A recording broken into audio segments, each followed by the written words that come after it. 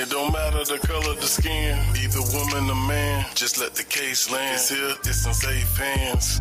This is God work, not a fake plan. Too many kids being found in these lakes, man. This is MTGV, and you with Miss V. She keep her welcome in, everybody. Drum to a beat. This is the place that you wanna be, but all trolls we delete. You better believe. Just so you know, we on go. For those that's taking these souls, we know. But it's getting so out of control. Welcome in, Anita. Just so you know, shout out to everybody in the chat. Shout out to Sherry in the building. Shout out to my moderators and my members. Shout out to everybody. To MTGV, True Crime TV. Y'all know what it is, man. Team Vine, Miss V. Please smack that thumbs up, Hey, make sure you hit that like button. Make sure you subscribe. And make sure you leave a comment, too. Yeah. We're going to see you on the flip. All right, shout out to y'all. Y'all already know who we talking about. Y'all see it on the thumbnail. So pretty much, I've been doing a little research after talking to JoJo and finding out some information. So, you know, I got a few things to share with y'all. Shout out to Kawana. How you doing? Thank y'all so much for coming through. Please be sure to smack that thumbs up as you come through the building. That is your way of greeting the host, showing love to the host. Shout out to Alma. Shout out to Sherry. Shout out to Vershandale. Welcome in. I know this is my first time seeing you in the building. Thank you for coming in. Everyone, please hit that like button, subscribe to the channel, and definitely share this live out. Become a member too, because I'm gonna be doing some special things with a couple cases that I'm working on. I'm doing good. Thanks for asking. How are you?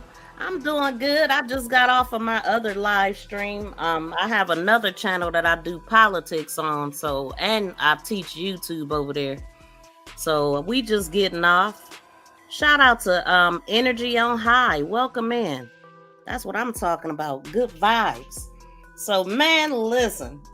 I couldn't believe what I ran across, and I wanted to come in here so fast because I didn't want to keep y'all waiting, but I didn't get a chance to look for the video that her son had released before.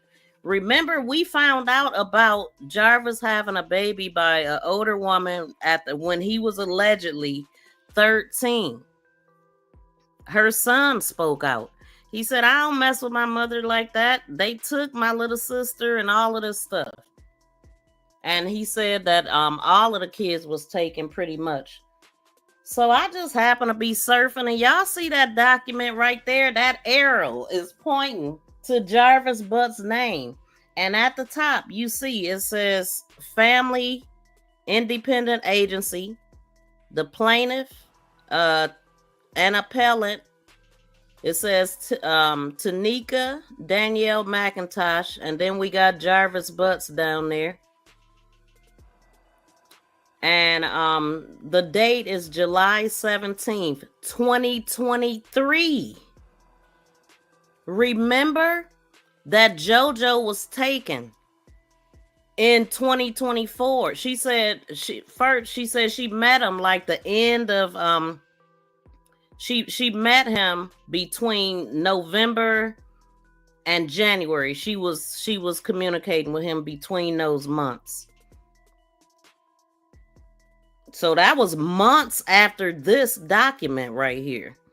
So we're going to get into what this document says. Let me pull up something.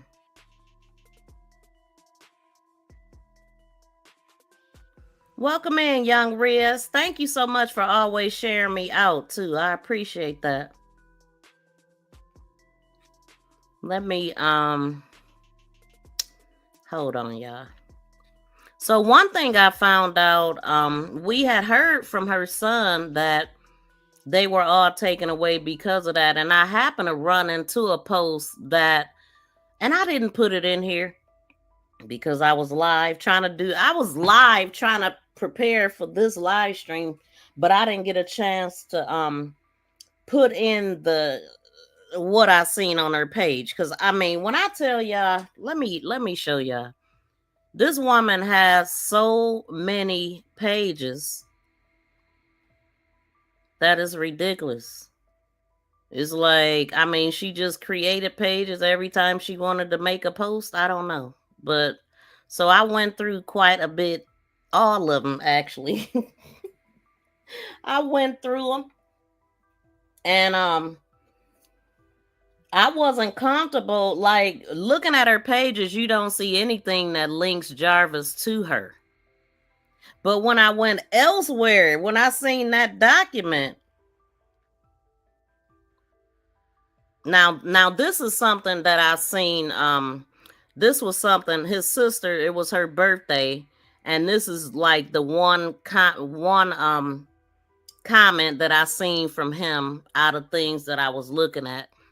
So that was in 2022. Her daughter was saying, and you see, he said, "Oh, what's all the big fuss about?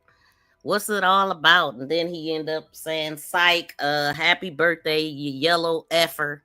And I'm just like, dang. And then she said, "Shut up, ugly." And I'm just like, okay. All right. And then somebody even had mentioned that the pastor, the bishop, and Frank has a lot sold up in the city, like they own a lot of things. I ran across this. I mean, I don't know what it all is about. I ain't even read it for real. I just seen it. I ain't get a chance to look at it, but it's something about zoning.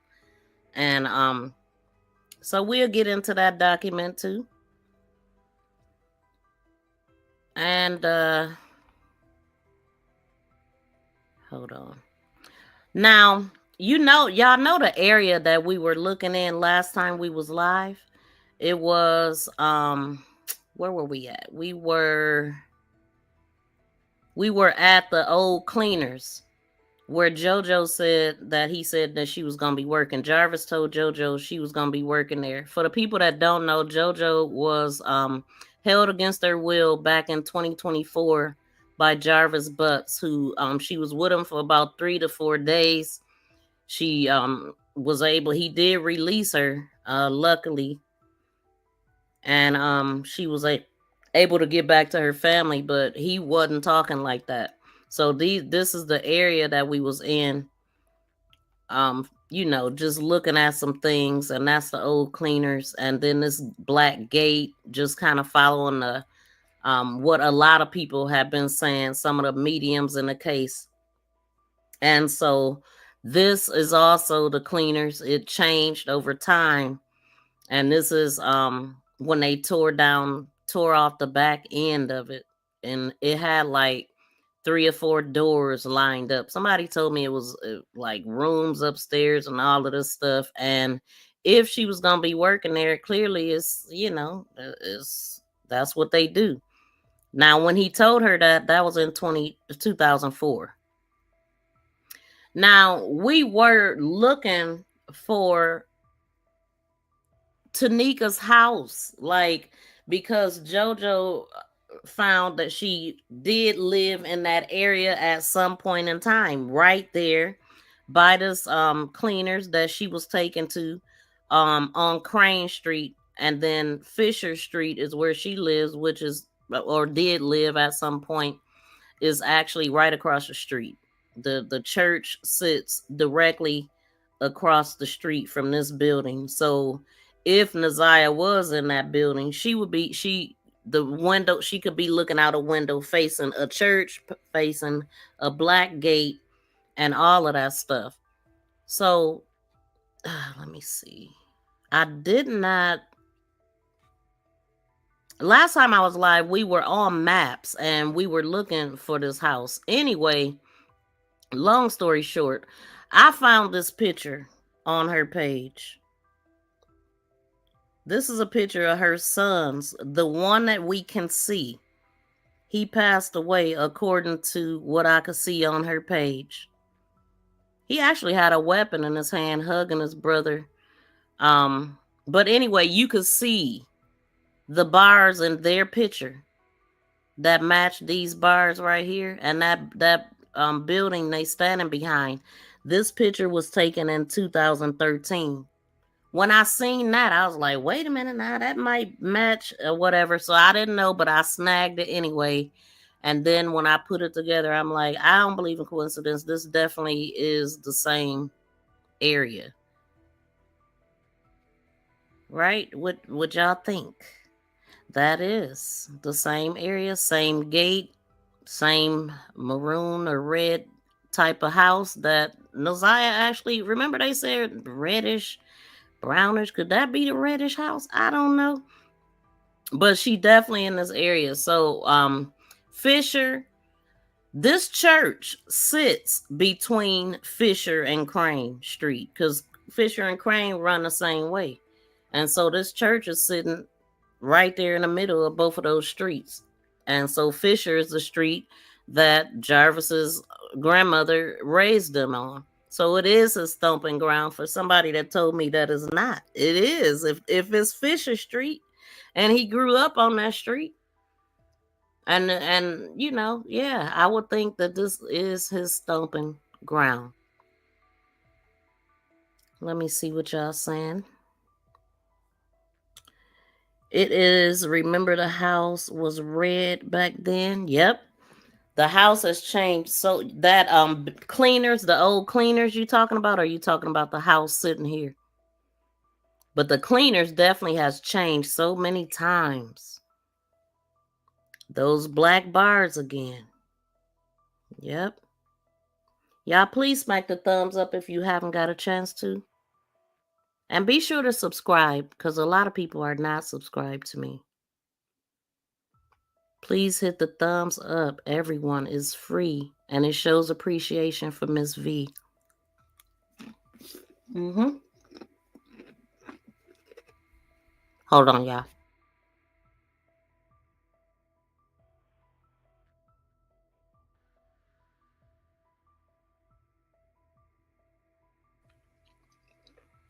She lost her password every time she logged on, I guess. And then I ran across a picture. So this picture that I have on this thumbnail is the same picture that her son commented under. Now, it was a couple posts that she actually left her phone number, and I called, but of course they wasn't no working numbers. They was like from 5-7 years ago. No, it was more like 7 and 9 years ago, but I still called. And I noticed that. So her son was in a post, and it was a post that her and her son's father was on the post. And he actually called them both ugly, for real. He really did. He was like, y'all some funny looking MFers.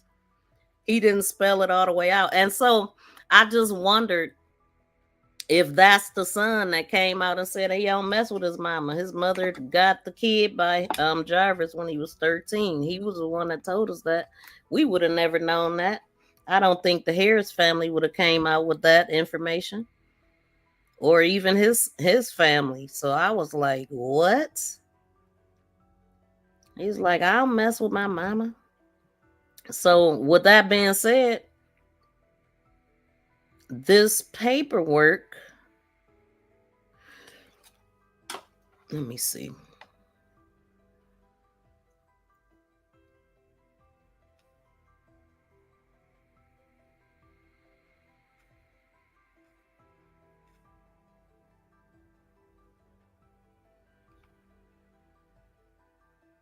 That one.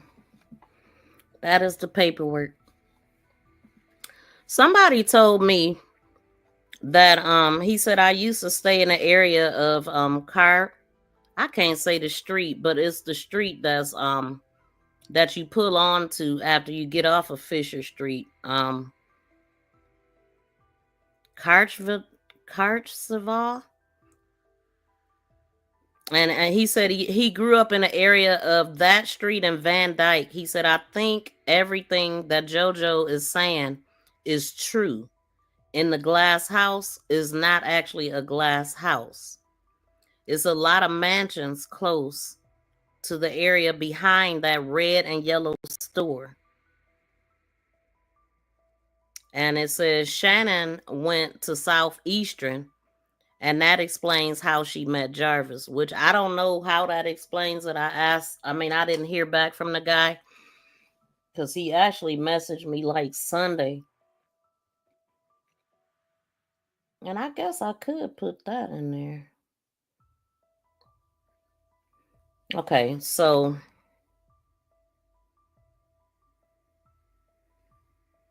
hold on.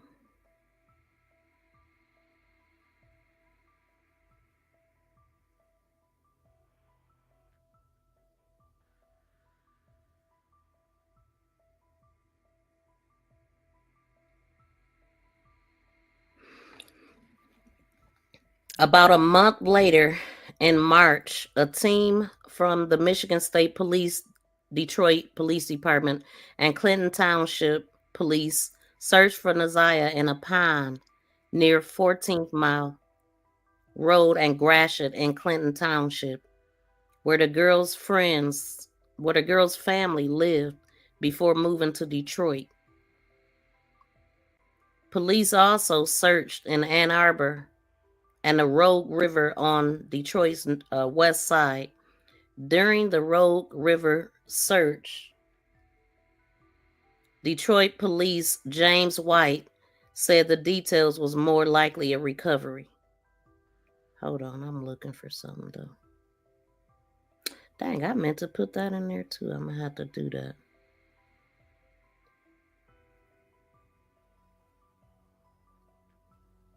Because I also ran across a post of ZIYAH's dad when he was in the hospital.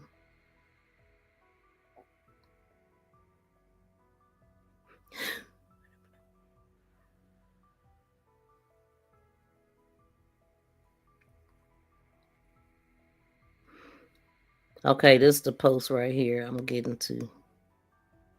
And this strike me as it could be the son that actually told us about everything.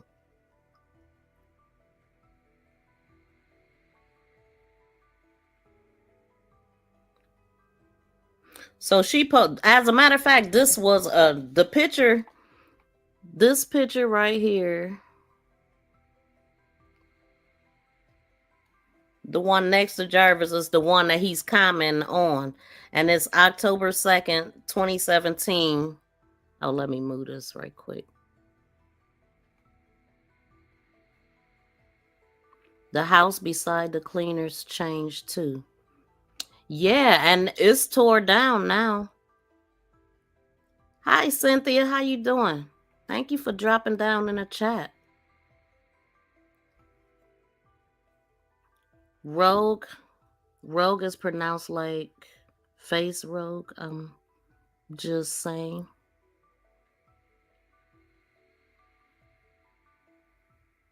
Shoot, I don't know I must be. Oh, Rouge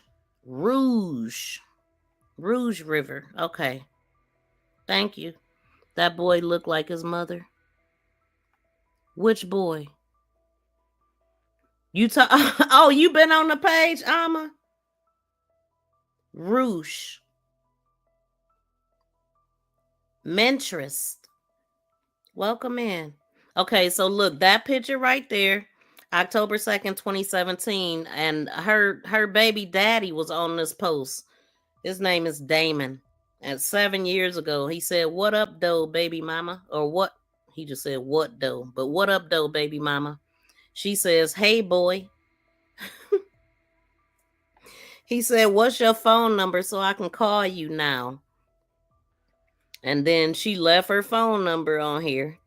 And then her son said, "Y'all some funny looking MFers."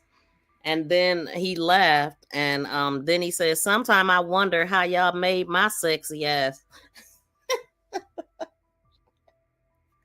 And his father was like, "Damn, son, I hear you." And he laughed again. And he said, "What up, though?" He said, "Shit off today. Hey, the phone number is wrong." And then the mother said, "I'm fine, baby daddy." And then she goes on to say, "Hey, Matthew, this is your mother. You know your granddaddy is in the hospital. He just had surgery. He have cancer. You need to call him ASAP. He's in the hospital. You need to call your granddaddy ASAP. We don't know what's going on. He just had surgery Monday for cancer. So you need to contact your grandfather, Larry. All right, love you, boy. And make sure you call me at area code." And she left another number. Oh, shoot. And then she said, "Where I can talk to Marcy. All right, love you."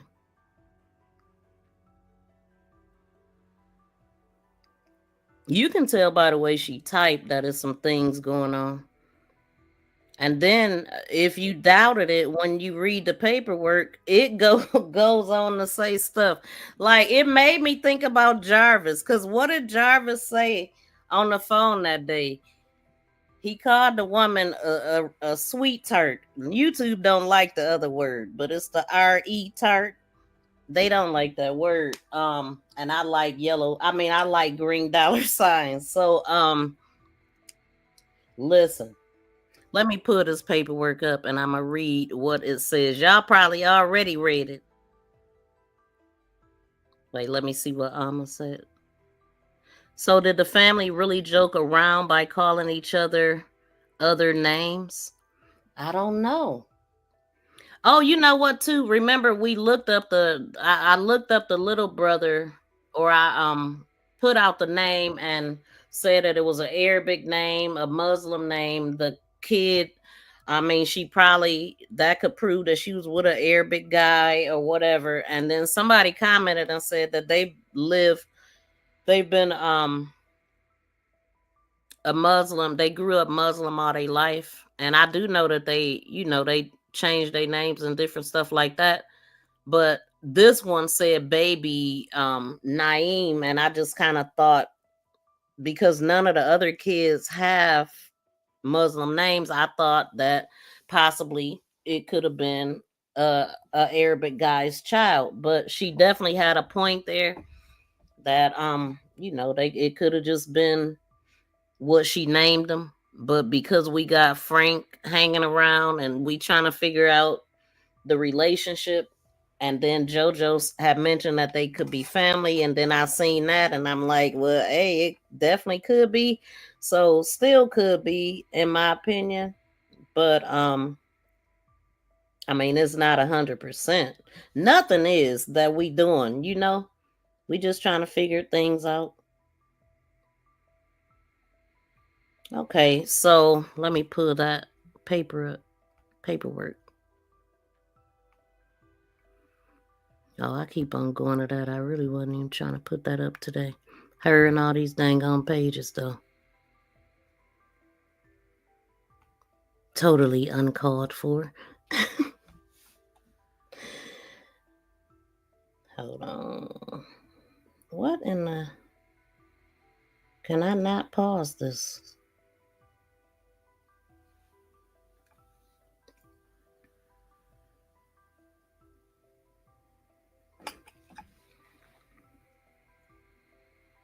Okay, let's attempt to read this. I haven't read it yet. I was like, I'm gonna read this, find out what y'all. I don't know what this thing about to say.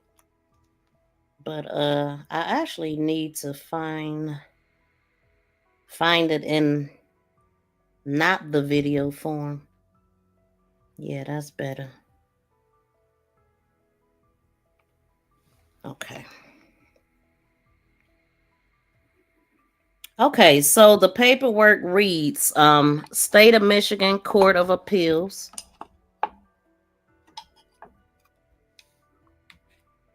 In a matter of, well, I'm not going to read that. It's a minor child. And I actually crossed it out up there, I do believe. Oops, it was a minor child at the time. This was 22 years ago. When me and JoJo was talking, didn't I just say, I said that the kid that they got together,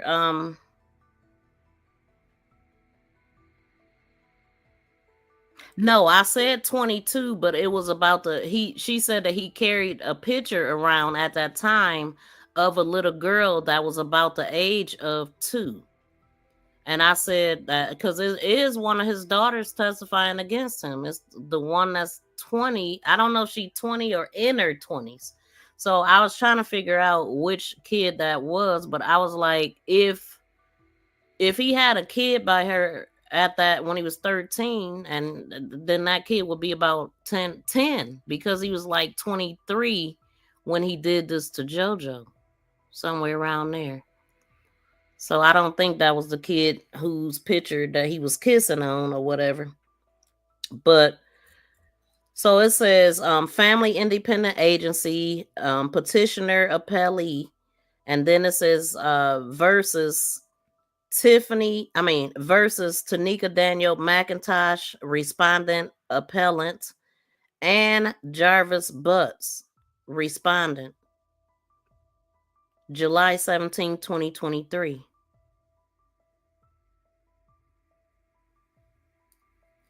Responded, repellent, responded. Appellant responded. Appeals as the rights of the order terminating her parental rights to the minor. So respondent, appellant, respondent, appeals. As of the order terminating her parental rights to the minor child under MCL, whatever those numbers, we affirm respondent first claims that the trial court erred by finding a petitioner had complied with the requirements of the American with Disabilities Act. Respondent is mentally handicapped with little or no reading comprehension. The court noted and then it has all these numbers that I don't know what the heck it mean, but it said that mental sweet tardation is a disability under the ADA. So you know what I thought about Jarvis on the phone calling that woman simply freaking sweet tarded. You know what I'm saying? Like, this is what he wants. This is what he goes after. These are the requirements to date him.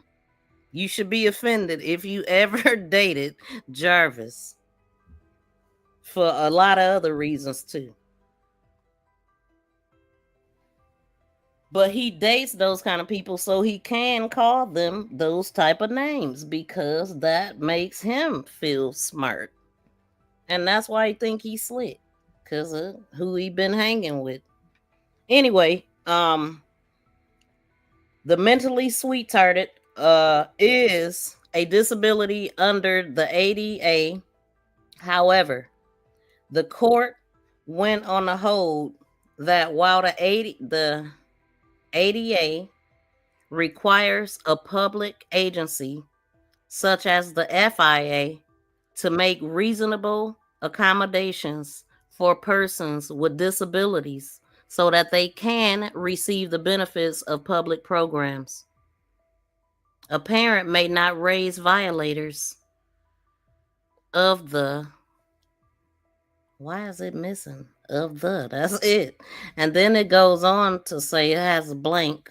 You know what? Something just dawned on me too. Like, if she's used to stay in that house attached to the church, are they responsible for her or something? Because if this is her diagnosis, she needs some help, right? There would be there would be a payee, there would be powers of attorneys in situations like this, right? It appears that MCL, I ain't about to read all that. It appears blank, all these words, letters was mistakenly cited in both the petition and the trial court's bench opinion. All parties on appeal agree that the court actually relied on the MCL 712 or whatever. So, hold on, I'm gonna see what y'all saying. Y'all probably done read the whole other page. I don't know. Let's see.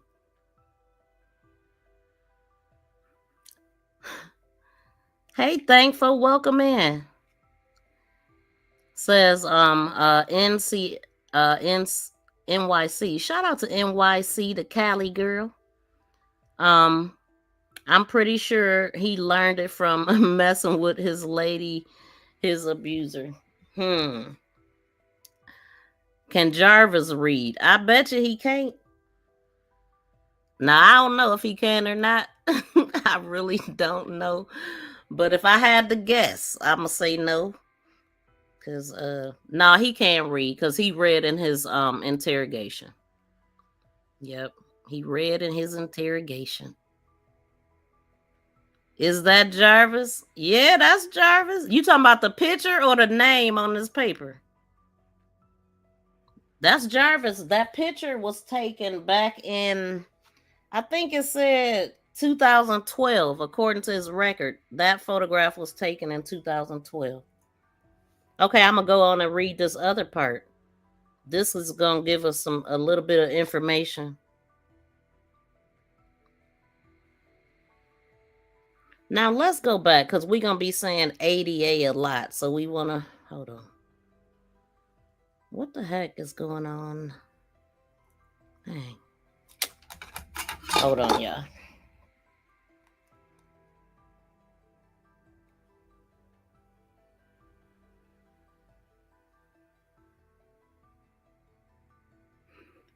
So the ADA stands for American Disability Act. Okay, so we're gonna be saying that a lot. It's for people that's sweet-hearted and yeah, ADA.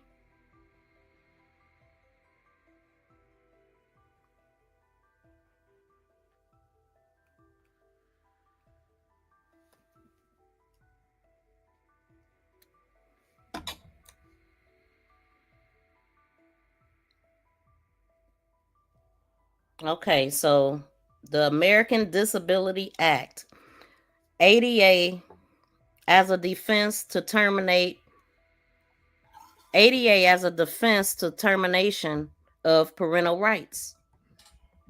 Following Terry, we concluded that respondents' claim of ADA violations does not supply grounds to challenge the order terminating her parental rights.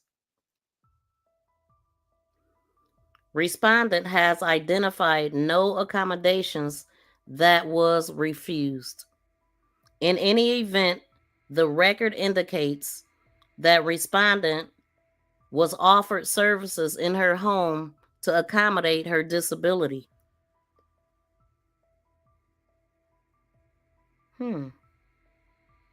Respondent was identified no accommodations was refused. In any event, the record indicates that respondent was offered services in her home to accommodate her disabilities. Thus, the trial court did not clearly err by finding that the petitioner complied with the requirements of the ADA, American Disability Act. The respondent also claims that the lower court clearly erred by finding that grounds from termination exist. Respondent also claims that the lower court clearly erred by finding that grounds for termination existed. We disagree. The evidence was sufficient to show that the conditions that led to adjudication continued to exist. At the time of adjudication, evidence was presented that respondent still had contact with and would whip her older children, to whom her parental rights had previously been terminated, and would argue with them as if she were their age. She was volatile towards her social worker as well.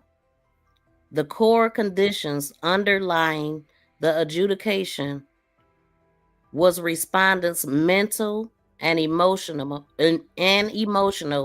instability, which she does not recognize and which has not been ameliorated. Whoa, I don't even know that word.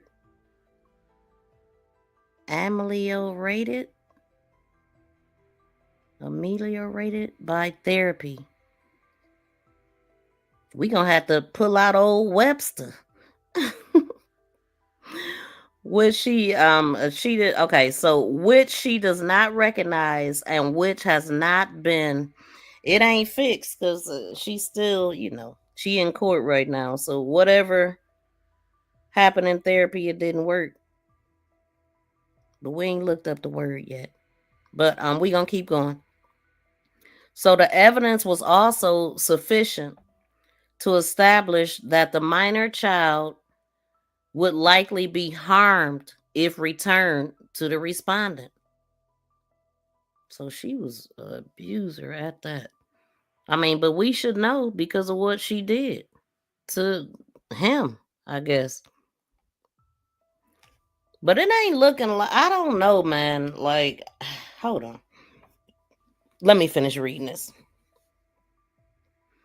So it says the psychological report relied on by the trial court indicated that with any stress, respondent would be likely to neglect, if not abuse, her children. With any stress. A more recent report indicated that the respondent was often very emotional and hostile and did not benefit from the therapy process. Because there's no evidence to indicate that the respondent has successfully addressed the emotional and mental instability that impedes her ability to adequately parent, the trial court did not clearly err by terminating respondents' parental rights on this basis. We need to consider whether there was clear and convincing evidence regarding other grounds, because only one ground need to be established. Finally, the court did not clearly err by finding that termination was not contrary to the best interest of the child. The child is thriving in foster care and does not recognize the respondent as her mother. The evidence supports the findings that respondent will not be able to adequately parent in the reasonable future, given the apparently intractable nature of her mental instability, particularly because she denies any emotional or mental problems, which most people that mentally have mental problems, they don't admit it. They don't. The minor child has been in foster care ever since March of 1999. March of 1999. Made me think of Prince right there. And she is entitled to permanently in her life. She is entitled to permanency in her life. Okay. Wow. Okay, so that's a lot about her. That's a lot. And that is it on that. What y'all think about that? Do anybody want to call in and give what I want to know what y'all think? If y'all want to call in, if you don't, that's okay. But I will put up the number for anybody that do want to call in. Help us get to 500 thumbs up, y'all. I know we can do it. We want 1,000 with the replay sluice. I'm sure we could do it. Where is my number? There it is. If anybody want to call in, but in the meantime, I will come into the chat and see what y'all saying. To make something or situation better. Okay, thank you so much. I was hoping somebody would look that up. I don't know how to say it though. Ameliorate. I ain't even ever seen the word. To make something or some situation better. And I knew that she did not make that situation better in court. So she was that type of person. Now, what does this say before? So, let me see. Shout out to Goddess for doing that. Goddess Priestess. Oh, I pronounced it right? Oh, shoot. Thank you. That's what's up. Never even seen it. A lot of them be in denial. Yep. That woman's psychotic. Yes, you can look at her. You know certain people. You can look at them and tell they're not all the way there. I mean, just the amount of pictures, the profiles told me something wasn't right. I'm telling you, normal people don't do that. And then some of them pictures, like that one that said Merry Christmas, somebody commented on that, like the pictures say Merry Christmas, but that face said go to hell. Good Lord. And that's the picture that she looks older in. This one right here. I found that on the profile that said 2023. I think the oldest profile I seen was like 2009. I think, didn't Facebook start in like 2009? I think it did. I'm not sure. I think maybe it was before that. Let me go back. It be the eyes to me that tell us something is wrong. Yep. Are you talking about the shape of the eyes or the blank stares or both? Every day she wake up a different person. I bet she do. And she's very emotional according to them. So see, these are the kind, I guess these are the kind that Jarvis started with. But wait a minute though, let's look at this though. Because this was, somebody do the math right quick, y'all.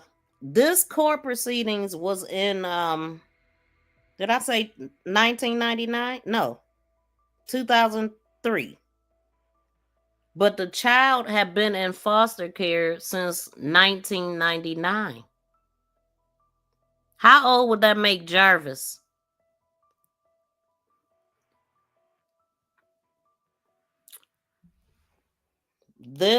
So we got 2003. Jarvis was born in 1982. Jarvis was born November 21st, 1982. So I was right when I said this picture was taken in 2012. I'm looking at it now. This picture was taken 3/9/2012 that I got on the screen. So he was born 11/21/1982.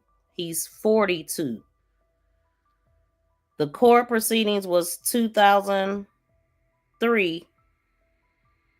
And the child has been in foster care since 99, but I don't know how old the child is.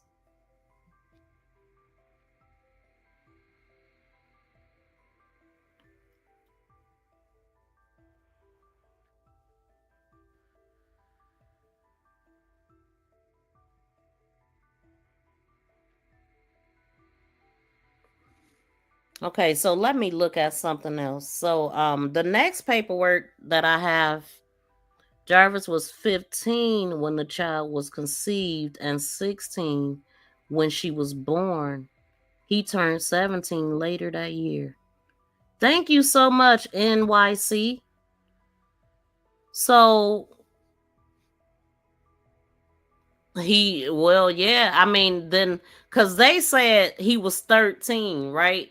So, he could have been 13 when he first started dealing with the lady.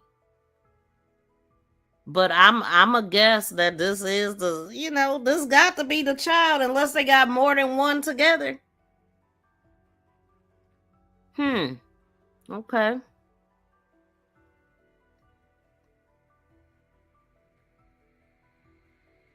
So he was going through that right before JoJo. And I also went and looked at King. Before I had seen the same charge as Jarvis on his, I didn't see it this time. Now, King was also born November 17th, 1986. 205 pounds. Now, the bishop, we gonna go on to that. The paperwork that I found. Y'all could let me know what this stuff mean. It's something about zoning. I don't know exactly what it's all about. I know zoning, they do zoning in gardening and stuff, but I don't know. Like he has businesses and stuff, and it sounds like he's I don't know. I didn't read it yet, but I will read. I found it says here, Archbishop Apostle Jehovah Salome Church of God Inc. This church started August 2000. I was wondering how long had he had this building. And y'all see the 99, 2000, all this stuff. He would have had that early on. So it says 24 years and 10 months he's been in business. It has an address of 1551 Burlingame Street. And then also he has something called it says here, Jehovah Salome Church of God and School of Spiritual Leadership Training.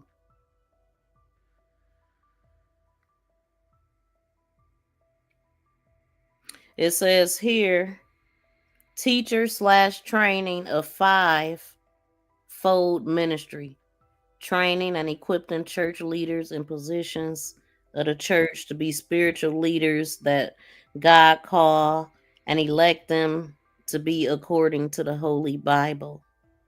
Overseer of other bishops and churches, helping other churches that are in need of spiritual leadership.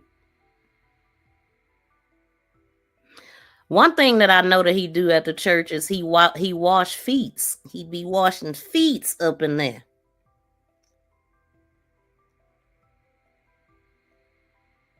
Laying hands on people's toes over there. Talking about come live with us.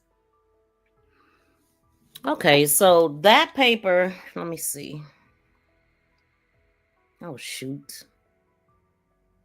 Okay, so that one right there, I'm about to read. This one. Wait a minute.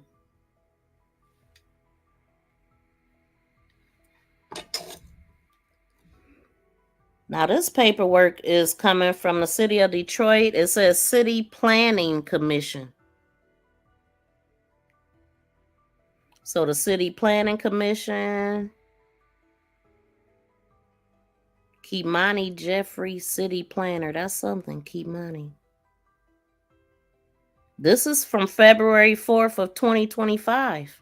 This is this year. I've seen a couple of different ones. I mean, it's probably the same thing, but... So the proposal, it's a proposal on here. It says, before the City Planning Commission is the co-petition of Leandre King and Herman Stacy, in conjunction with the City Planning Commission staff, to show an SDI. It's a special development, small scale, mixed use. So zoning classifications where the R2, the two-family resident district. Then it says 5, medium density. So he owned property, maybe. I don't know what this stuff mean, y'all. So if y'all know, let me know. I don't know what this stuff mean. Hold on. Two-family residential, like, I don't know what he wants to accomplish. That's what I'm trying to say. Medium density residential district and R6 high density residential district zoning classifieds are shown for properties commonly known as... He has addresses here. We got 11534 Woodrow Wilson Avenue. Do he own these places? Or I don't know what. Woodrow Wilson Avenue. Also 1534, 1540, 1550, 1636 Lawrence Street. And then we got 1551 and 1537 Burlingame Street, which I know his church on that street, right? I mean, I know it's on that street. That's the address. Hold on. Let me see what y'all saying, because y'all might know what this stuff is. I don't.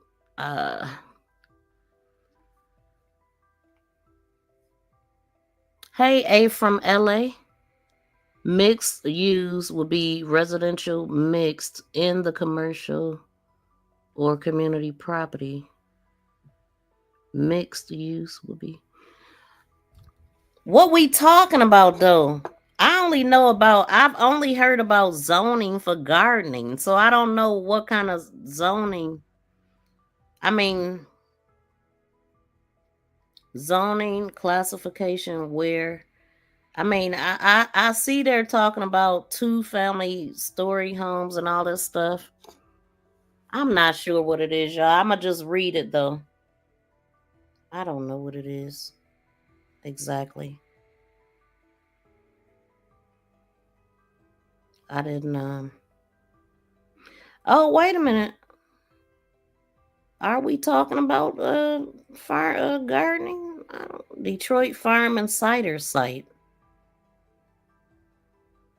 So this says here, Detroit Farm and Cider is an initiative aimed at fostering educational experiences for youth in Detroit. They want to get them youths in Detroit.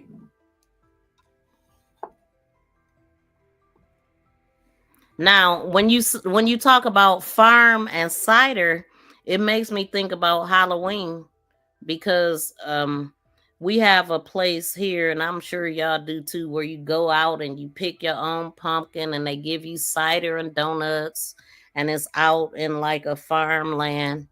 Shout out to Mouthpiece. Welcome in. He says, smack that like up because the queen is hot up in here. Okay? I'm cooking. He said, I'm hot up in here. Y'all smack that thumbs up if y'all haven't.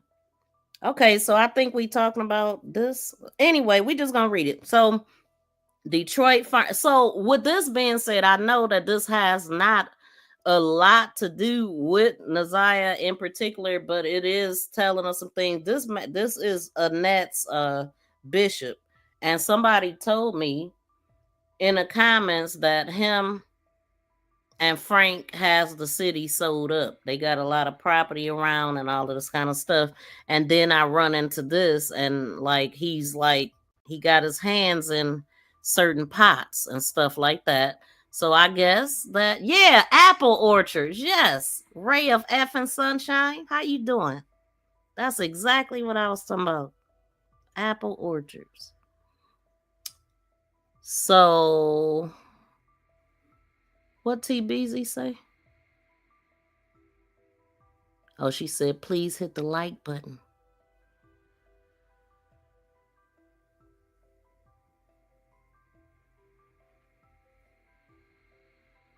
Possibly purchasing some residential property to be rezoned for church use. Okay. I don't know what they mean by rezoning though. Like, I mean, you can't move the building, so I don't know what they mean by that. I guess I gotta research some things, right? I don't know. But so Detroit Farm and Cider is an initiative aimed at fostering education experience for youth in Detroit. So the site seeks to serve as a hub for youth and some type of workshop and a host certain farm animals such as chickens. Oh, he trying to get a hold some farmland. Boy, he trying to get what was that one dude named Nature Boy or something? That's just what came to my mind. Like, be on his own land with all these caught people. Anyway, this is alleged. I'm just talking right now, but I'm thinking out loud. That's what I'm doing right now. But workshop and host certain farm animals such as chickens for programming with local school district schools. What? See? All these children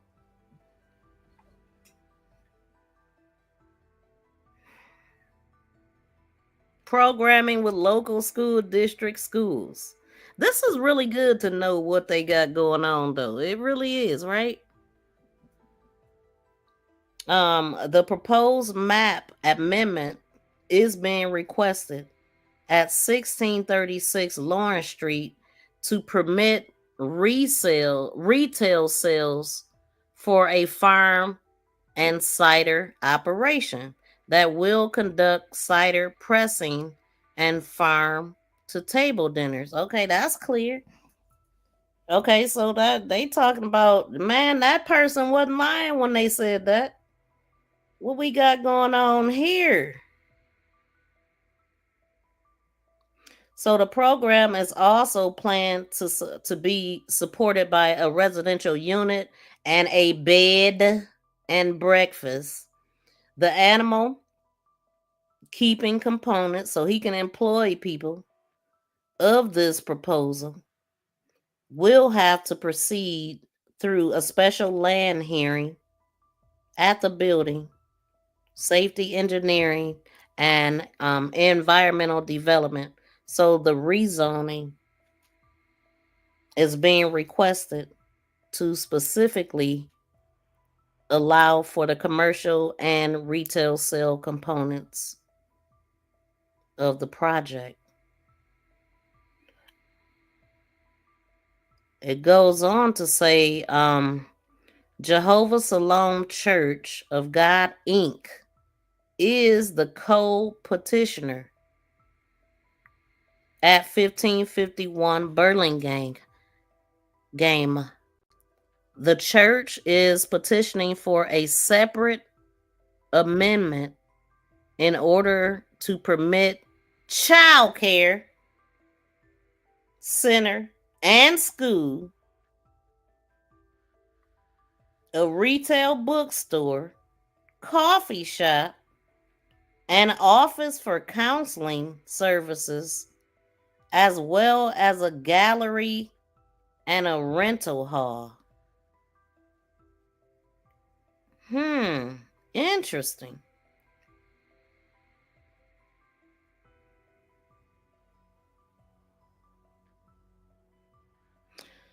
So the church is petitioning for a separate amendment in order to permit a child care center and school, a retail bookstore, coffee shop, an office for counseling services, as well as a gallery of rental halls.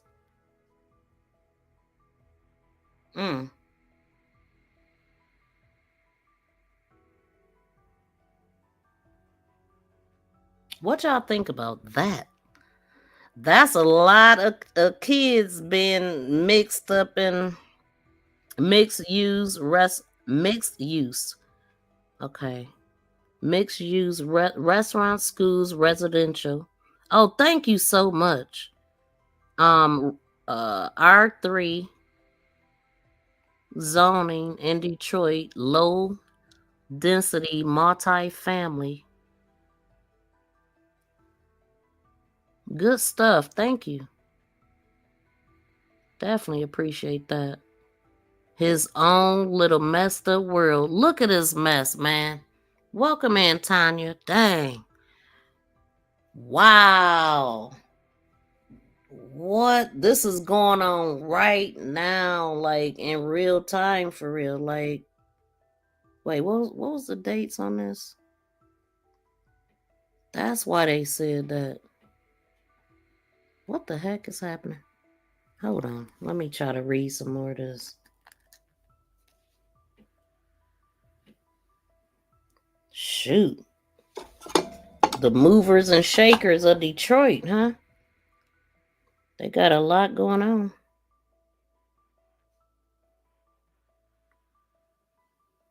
Proposed parcels to be rezoned are within the boundaries on the map.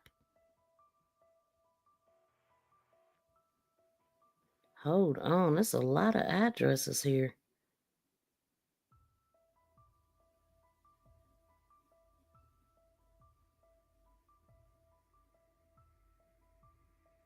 Wait, let me look at this right quick.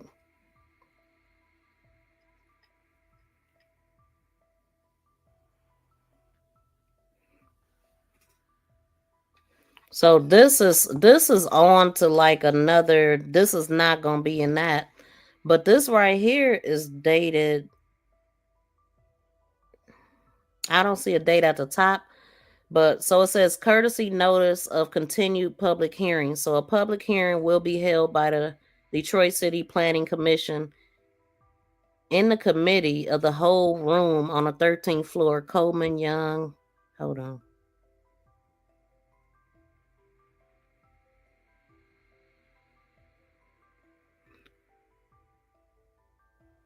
So the public hearing is to consider the request of co-petitioners Leandra King and Herman Stacy and the City Planning Commission. So it says Detroit City Zone, Chapter 50 zoning to show a special development, small scale mixed use zoning classifications. Okay.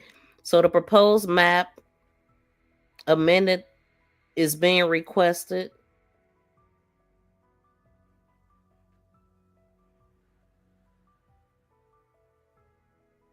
Hold on. Let me just read it.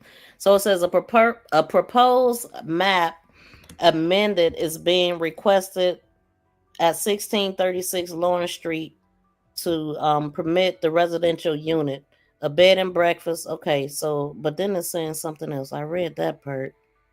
The remaining parcels are being co-petitioned by CPC staff to remain zoning consistency and petitions to be adopted. So it says here R2 is a 2-family residential district. So the R2 family residential district is designed to protect and enhance those areas developed or likely to develop with single or two family dwellings. The district regulations are designed to promote a suitable environment for homes. So with this being said, looking at all of this information, it goes right along, because remember I was saying like the father never ever said the bishop's name or anything like that.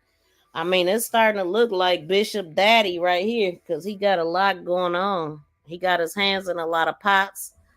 And it seems like, obviously he's a church reaching out. They deal with people of all walks of life. And this goes to like what I was saying about Jarvis. Like, it's very likely that Jarvis got connected with this church because of the resources or whatever, and they could know somebody personally from back in the day, the parents and all of that stuff that I said too. I don't know, but he got a lot going on, that's for sure.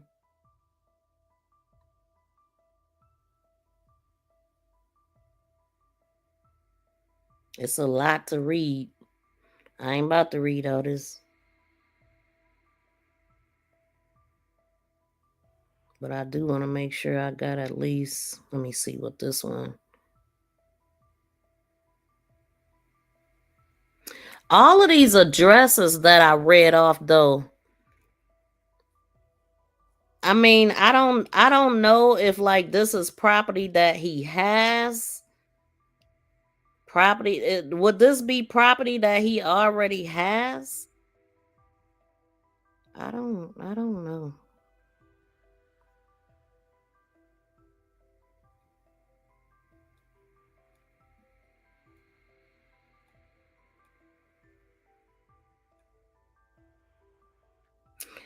So I'm gonna go to, I was looking at some of the things on his record while we here.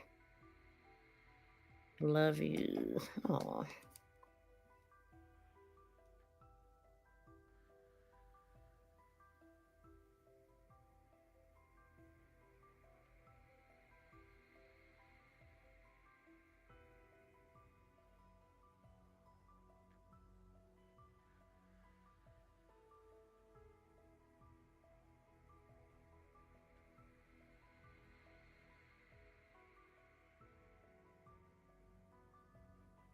Yeah, I got a little bit deeper with his record when I looked at it. So I thought God dang it, don't ever work out the way I want it to sometime. Thought I put it here.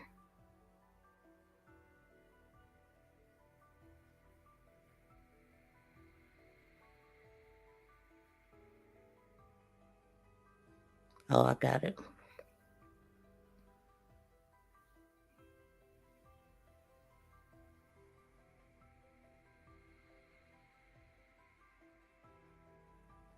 Y'all, please smack the thumbs up if y'all didn't get a chance to. Subscribe to the channel. Oh, that was the other thing that I had put up. And since this is the one that I got first, the only thing is I don't have a copy to show y'all. Give me a second to put this in, y'all, because what it is some paperwork I'm looking at where with Frank, he got sued by Valvoline.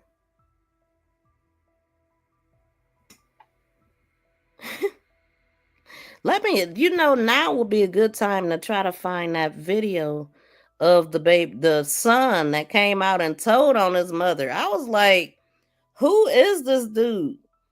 I mean, it's a good thing that he came out and told on his mother, though. Yeah, he the one my mama got a baby by. I don't F with her. It just strike me as he could be the son that's calling his parents ugly.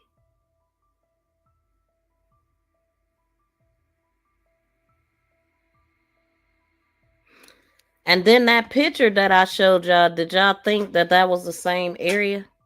Let me pull that back up.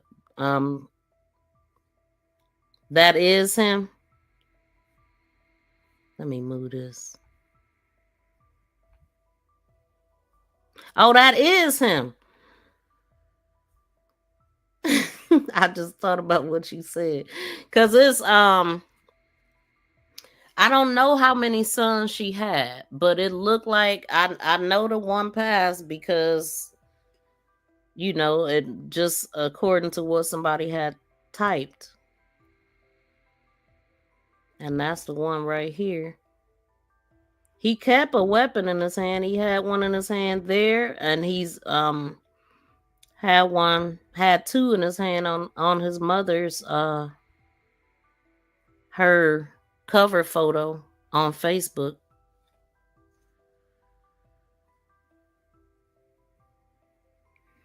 But y'all probably seen that already. I can't never find nothing when I'm doing this stuff.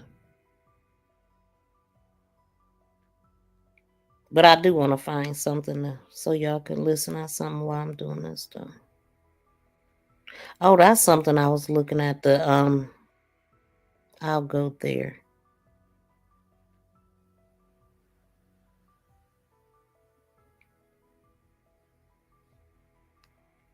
When she got into it with this person. Tell me, why did they file it on 1/11/2024, 2 days after ZIYAH went missing? Why did they go press charges on this girl 2 days after ZIYAH was missing already? If it happened in November, why didn't they do it in November? Why they wait? Now, ZIYAH went missing on January 9th. Her grandmother reported her missing on January 10th at the school. And then they went downtown and did this, I guess. The next day, 10th reported missing at school. 11th go downtown and press charges on somebody for an incident that happened in November. That's shady. And try to point the finger and make it look like this female may be involved with her disappearance. This is actually from 11 months ago, y'all. I have government documents. I have documents from someone who works for the government that sent me. That shows proof of a report and that report. The perpetrator is another 13-year-old girl. The victim is ZIYAH Harris. The report was filed on 1/11/24, but it's alleged with an inbox conversation saying that Shannon is the person that took her out. Yep. Y'all remember hearing that, right? Roxy, am I telling the truth? He is very much so telling the truth.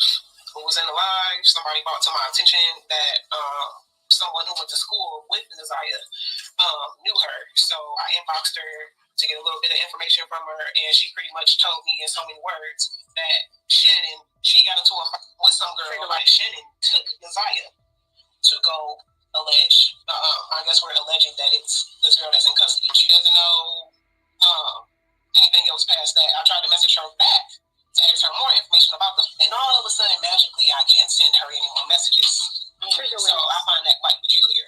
So, Aaron Booker, if you ain't here, I would love to hear the rest of your story.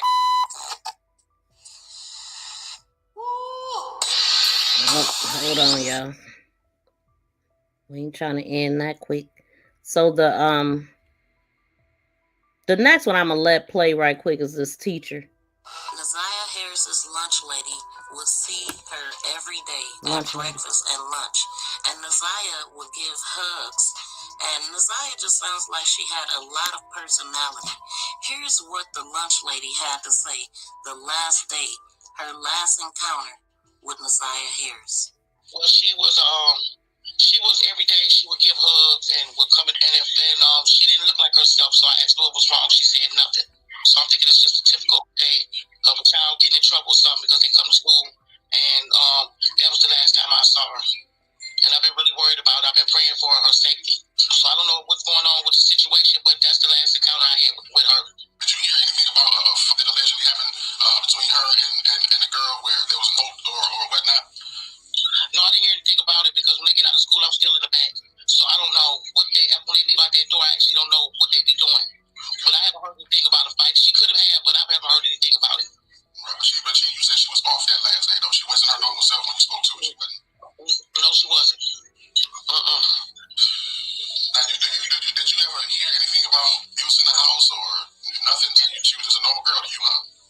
was just a normal girl to me every day because she would come and talk every day. So I never noticed nothing about what was going on. Because she didn't seem like it. She hit it well. Come in and play, play with the kids and interact, act with the kids and all that. And, she would act like there was nothing going up in that house. I got people in the comments wanting to know, did it appear that she looked pregnant the last time you seen her? You know what? That's a good question because I really didn't notice her on that level because I really never paid attention to her like that. I will only see her when she get her breakfast, she go to class, and when she get her lunch. But I've never really paid attention to that. And that's the guy's honest truth. I never, because she looked like she was just a regular girl, came to school every day, so I couldn't tell that she hit it. I don't know. But I never really noticed it. And the face that you described, you said she had this look on her face.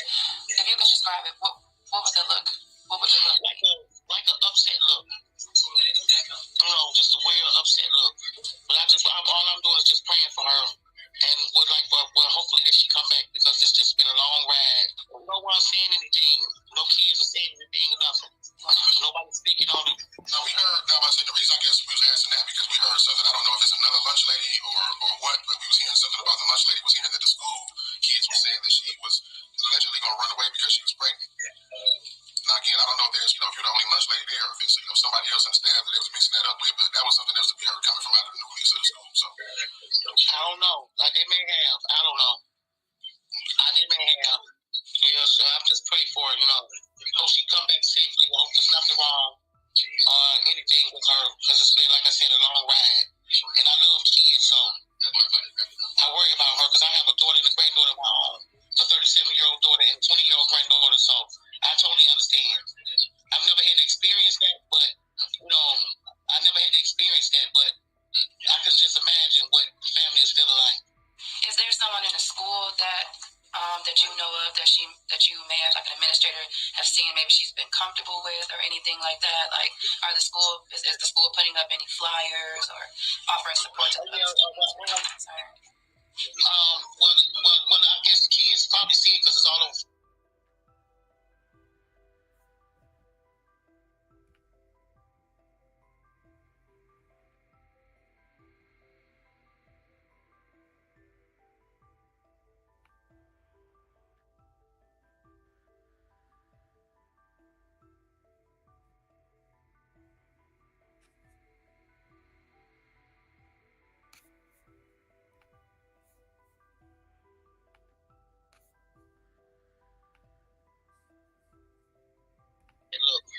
But all I'm doing is just praying for her and would like for hopefully that she come back because it's just been a long ride. No one's saying anything.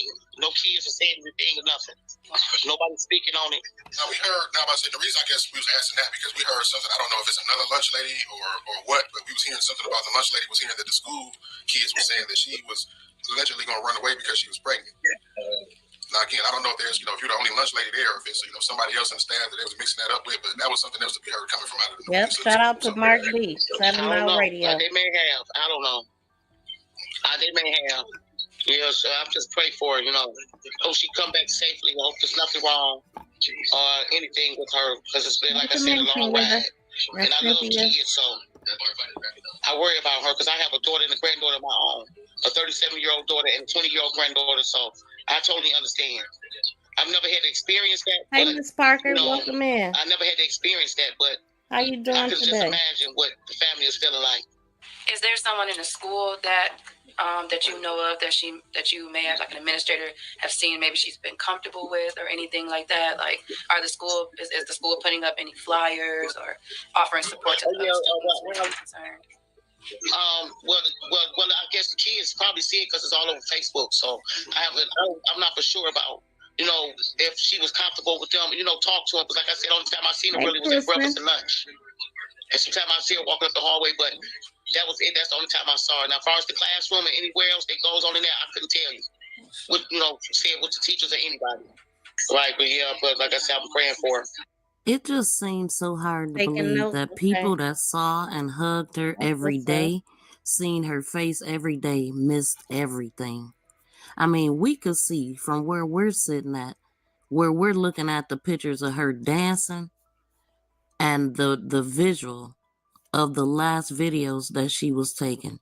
You could clearly see Now, I could definitely give them that she probably seemed like a normal child just based off of the videos that we could see. She had the smile on her face. She was singing. You could clearly, if they even paid attention to her there, they would have noticed with the songs and things that she was singing. So we've heard from the substitute teacher who said Naziah laid on the floor and asked to talk to a counselor who never came up to talk to her.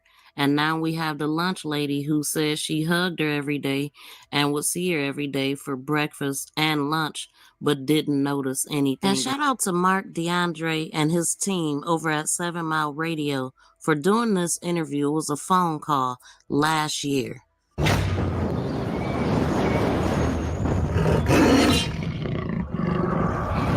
Hold on, y'all. I still don't have it, so I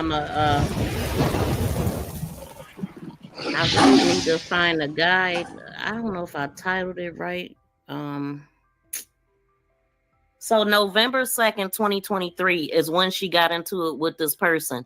Tell me, why did they file it on 1/11/2024, 2 days after Naziah went missing? Look, when Jarvis was 13, he had a child. He had older females on his ass, grown-ass women, including my mama, and he had a baby with her. Justice for Naziah. I had mentioned that there was a guy on social media saying that his mother had a child by Jarvis at the tender age of 13. Here's that conversation. Look, when Jarvis was 13, he had a child. He had older females on his ass, grown-ass women, including my mama, and he had a baby with her. Thank God they didn't take, thank God he didn't touch my sister because they took her away. You feel me? Even though the shit fucked up and it's wrong, but females play a part in that shit too. Potato, what they call that shit? A couch potato player or whatever. So he lived off females. He take advantage of females. What's happened to him? It happened, and he do got at least almost like 30 kids out here. My sister is firstborn. Yes, I'm from Detroit. Born and raised. But yeah, my mama did that shit. Like, ain't no telling who did it before my mama had a baby 13. That was 19, what year was that? 1990 something? The baby 13 by your mama? Huh? Yeah. That's your sibling. Wow, there it go. There it is. I mean, 1990 something, and we sitting up here reading paperwork from 1999. Boy, look at this. Look at this. Look at this, y'all. No, not look at that, but actually what I'm trying to do is put the paperwork back up that I was just reading. That's his mammy right there. She got 9,000 Facebook accounts. Oh, shoot, I didn't mean to put her up. There they go. There they go. Yeah, my mama had a baby by a 13-year-old. I don't fuck with my mama. in jail? I'm telling y'all the real deal. He was so young. Look, put it like this. He was so young that CPS picked up the case and took my sister away. You hear what I'm saying? So even though he did it fucked up, motherfuckers were doing that shit to him too. Is your mom in jail? No, she ain't in jail, but they took her kids away from that shit. How old was she? I mean, I feel like, hold on, because that ain't enough. She should have been in jail. Yeah, No, they didn't. They took her kids away. It was enough for us. He need to go to hell if you ask me. Or females did too. Not only her, it's more than her. Most of y'all females look like him. Wow, he said a mouthful, and a lot of things we were already thinking that something had to have happened to Jarvis when he was younger. And also, what stands out to me is the age of 13. I've said in previous videos that is something about the age 13 and 31, which is still 1-3. And so it's like, because it happened to him at that age, having a child, it's like his mission is to ruin people at that age because it happened to him. I know it sounds crazy, but I don't believe in coincidence. It stood out to me at the preliminary hearing that Shannon is 31, Letitia is 31, Naziah was 13, her mother was 13, when she left home and was pregnant, according to what we've heard. And allegedly, Jarvis was 13 when this happened to him at the hands of a grown woman. Jarvis is a grown man and he chose to do this. I don't give him an excuse because this happened to him, because he could have got help, but he chose to prey on the weak, and now ZIYAH is missing. ZIYAH deserves justice, and she deserves to rest in peace and love, something that she did not get on earth. But I pray she finds that peace in heaven. Justice for ZIYAH.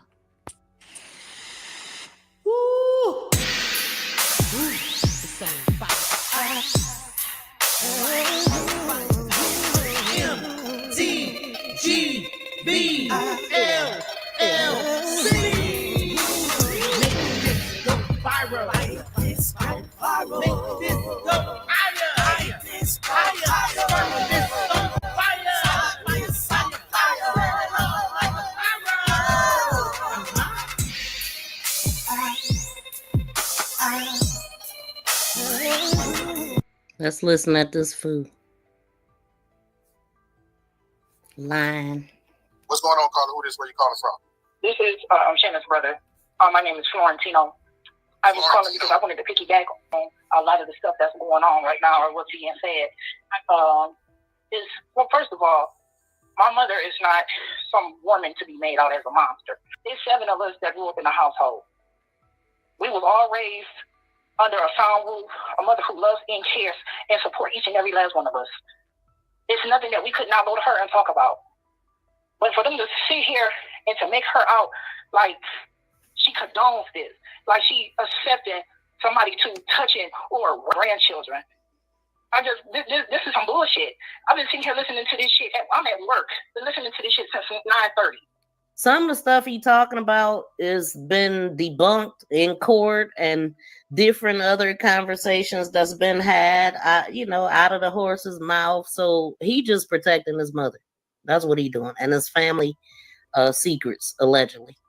This is some real funky foul ass shit at this point. Okay, so the day that ZIYAH came, and I don't like the way he talks about ZIYAH either.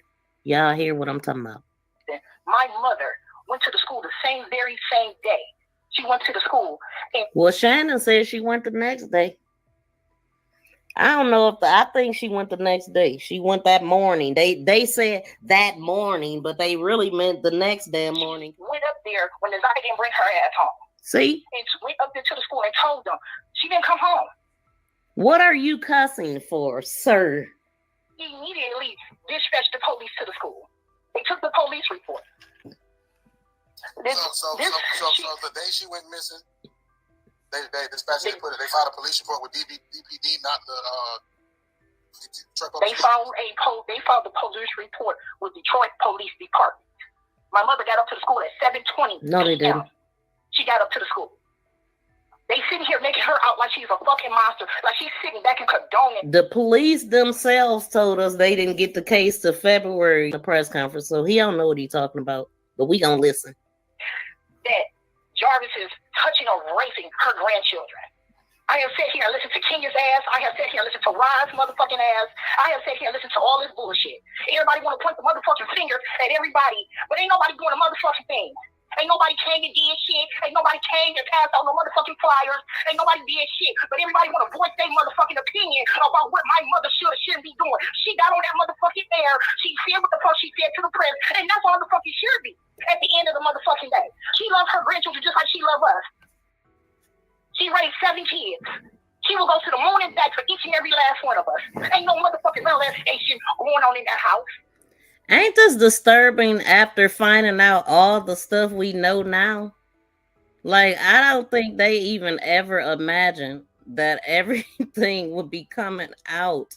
I'm talking about his boyfriend and jumped on Miss Parker panel. Like, I mean, look, now all his dirty laundry is out. And so, very interesting. All the things that we know now. Unless it was the 10th Wait, so Annette has 7 kids? Yeah, that's what they saying. Yeah. She had one that was taken by the state, but he's saying that, wasn't none of them ever taken. It makes no sense. Unless it was on the 10th when she really went missing. Exactly. You never know. The school marked her present on the 10th. Like, you can't trust nothing. Now that's a lie, because the grandmother said her damn self she don't mess with her daughter, so she ain't going to no moon or backwood for lady. Not ZIYAH's mom. I wasn't gonna even say nothing, but this whole thing from the beginning to the end has pissed me off. From even yesterday's live has pissed me the fuck off. Yes, my mother didn't want to speak, and that should be respected at the end of the day. She don't feel like she should have to speak, and she shouldn't have to speak. She got up, she did the press, and that should be good enough. Let the police do their fucking job. As far as Shannon, my sister, and Jarvis, she a grown-ass woman. I can't tell y'all how many people that came down in my comments saying that is not her brother. That is Shannon impersonate. She trying to change her voice. That is not no man. That is definitely Florentino. But he don't identify as a man, I don't think. So you had that part right. Handle that. I'm not going to even touch off into the subject about that. That's her baby daddy. I'm sure when she got with him, she didn't know that shit off rip. Anybody that's meet somebody, I don't think a nigga gonna come up to a bitch and say, "Hey." Well, I mean, she said this. I'm a pedophile. She did know though. Like, she admitted that he told her. What am I doing here? That I thought I bleeped that out. I wouldn't play this one. He gave me the chance if I wanted to deal with him or not. She knew. So this dude just blowing off some steam. Then she been coming to years down the fucking line. Triggers. It came up years down the line, so then that means that she was 16 then, like her cousin said. But she found out at 19. She met her when she was 19. But I'm sure he didn't introduce himself as a pedophile. I can't believe I kept that in there, boy. Triggers. Triggers. I guess I could let it finish since we started. It's almost done. This shit has pissed me the fuck off. My mother is not a monster. She ain't never been a monster. She ain't never been a crooked ass woman. None of us ever was in CPS. I listened to the live yesterday, seeing that it was 5 of us. No, it's 7 of us. None of us was ever taken out of the fucking home. He lied. We was never in CPS. My mother never had a case on any of us. We was all raised under one sound roof. My mother worked 2 jobs. She was a hardworking ass woman. Hell, they said CPS was called 17 times over there while ZIYAH was there, from my understanding. And I mean, you would think she wouldn't have a CPS case because she's able to adopt kids and all that. I don't know if stuff get old and they change their mind. I don't know if she was involved in CPS or not. Don't bullshit. And for families to get on the air and say that she condoned this and she condoned that, that's some bullshit. Because I'm sure if my mother didn't care about her grandchildren, why did she take the time to get the fuck up and get dressed and go to the school and to check at the school? Go to the school and ask the principal. Do she get a reward for that? Why she get up and didn't she have to take the other kids to school? Didn't she say that on the stand, sir? Alma said even Kenneth got a little bass in his voice. I remember hearing, I think it was Jernell or Kiwana that said that he always talked like that. They knew as a little boy that he was gonna be swinging that way. Excuse me. Granddaughter didn't come home. They called the police right then and there. The police was at the school within 10 minutes. She loved her grandchildren. She doesn't just own her kids. She never just owns any of us. She clearly said she don't mess with her daughter. She did say that in court. So, Jarvis. For her to get on the press, yes, it probably took a lot. But she never refused to do the press. Not one time did she ever refuse to do the motherfucking fucking press. Hey, Candy. People kept calling and saying, well, we see Nazaya. Nazaya is being seen in the public eye. A couple of gas station tenants say, oh, we seen her come in the gas station and rip her sign off the window. People say, well, we see her on East Warren in Bedford, or we see her on East Warren in Cornville. Well, they we see her walking up the street, or we see her going in a couple of gas stations. Oh, somebody said, oh, we see her going to Nino's Market on East Warren. They lying. Snap a picture. My mother's house is not dysfunctional. Nazaya never came from a dysfunctional ass home. Nobody. Now, it depends on who you ask. In that household is dysfunctional. Now, that dysfunctional prayer, morning routine that she talked about in court was very dysfunctional to me. So it's your norm. Like we come from a dysfunctional ass home. My mother is not dysfunctional. That is not normal to put a damn chain on the refrigerator. It brings us to the dysfunctional atmosphere. My mother has leave her the fuck alone. Let her be. She has the right to not speak, and she chooses not to motherfucking speak. She needs to pray, and that should be it. She's a concerned ass grandmother that loves her grandchildren, and yes, she wants Nazaya to come back home.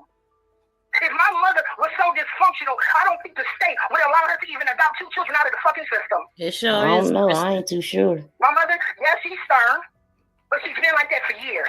She's a zero tolerance for bullshit, and everybody know not to bring bullshit to her motherfucking house. Yet a bunch of bullshit going on. And I don't give a fuck about any motherfucking family member hearing this or anybody feeling like they need to come. I think Jarvis should be considered bullshit. Ain't no way. I'm bagging my mama up. My mama is doing what the fuck she can do, how she can do it, and what's best fit for her. But she loves her grandchildren just like she loves all 7 of our grown ass mothers. He said he backing his mama up, and that's exactly what you sound like you doing. Just backing her up with a bunch of yelling for what? That don't make it no more truth than what it is. Actually, it make it more lies. Because that's all he doing is lying and making up stuff. All the stuff that we know right now. He need to just go fold up and crawl in a little hole somewhere. Well, maybe not a hole. He might like it. Well, just sit back and allow the condone. What grandmother won't call her granddaughter out?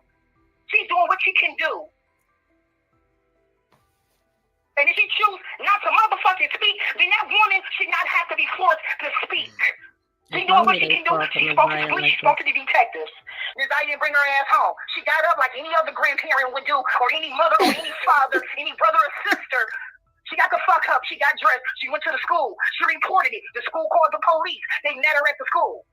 That's not true, sir. My mom didn't wait no 24 hours to report Nazaya missing. She reported Nazaya missing on the fucking 9th. The detectives and stuff followed up on the 10th. They came to the house. Right or wrong, he's sticking up for as it was relayed to me by a member of the family, is that when she was younger, right, she had CPS investigations of her own, and that's there was never no CPS. Well, none of us ever been in the system, bruh. This is what I'm telling you. No, none of us. Out of 7 of us, we never been removed. Ooh. Nobody has ever been removed from that household. I'm not going to even say that the whole world is wrong, because everybody will pedal to their fucking opinion at the end of the day. But like I say, everything that I've been sitting here and listening since 9:30 is fucking speculation to me. Because who says that Jarvis touched her? Nobody knows if Jarvis actually touched Nazaya. CPS said it. What? Nobody knows for sure. Wait, really, sir? Really? Listen to this live. Since 9:30, it seems like everybody know they fucking facts. And nobody has got no proof about if this girl been touched or if Jarvis is the cause and the reason or why. Whoa! 10 months later, here we are with all the dang proof, and he sound even more stupid that we got the actual proof. And that was about 3 months ago, so it's even worse now. All the stuff that we know, like, stop it, sir. Shout out to Shauna said, bruh. It's not funny. I know it's not funny, but you do have to laugh to keep from crying. This fool is crazy. He's lying so bad. I don't know who's getting paid to keep up with all these. Wait, hold on. I don't know who's getting paid to keep some of this paperwork, to make some of this paperwork disappear. I thought this was a female. Yes. A lot of people kept saying, this is Shannon. It sounds like Shannon. I think Shannon's voice might be even deeper than his. Never caped for a pedo. Whatever he did back in the day, how did he catch the case? Once a damn pedo. We used to call him Chester the molester. Always one. Triggers. However, the scenario plays out about his personal life, I'm sure he did time. I'm sure the girl, the young lady who came forward, her daughter came forward a year ago and said that, yes, my mother lied about her age. My dad did his time. My mother was 15 when her and Jarvis met. He did his time. I don't feel like my motherfucker should have to go and dig up old ass shit on motherfuckers. Is he out here putting them children now? I can't answer that. That's what's in question. I mean, that's the question. The question is, what I feel like this is, at this point in time, ZIYAH is missing. That's all we really should be focusing on, is trying to find my niece so we can bring her ass back home. We can deal with it after that. This food. Okay, now this is the last one, and then I'm gonna go on to Frank's. Did y'all pay attention to how dramatic the grandmother was in the courtroom when they asked her if she could see Jarvis? Now, she really stood out to me. She get on my damn nerves.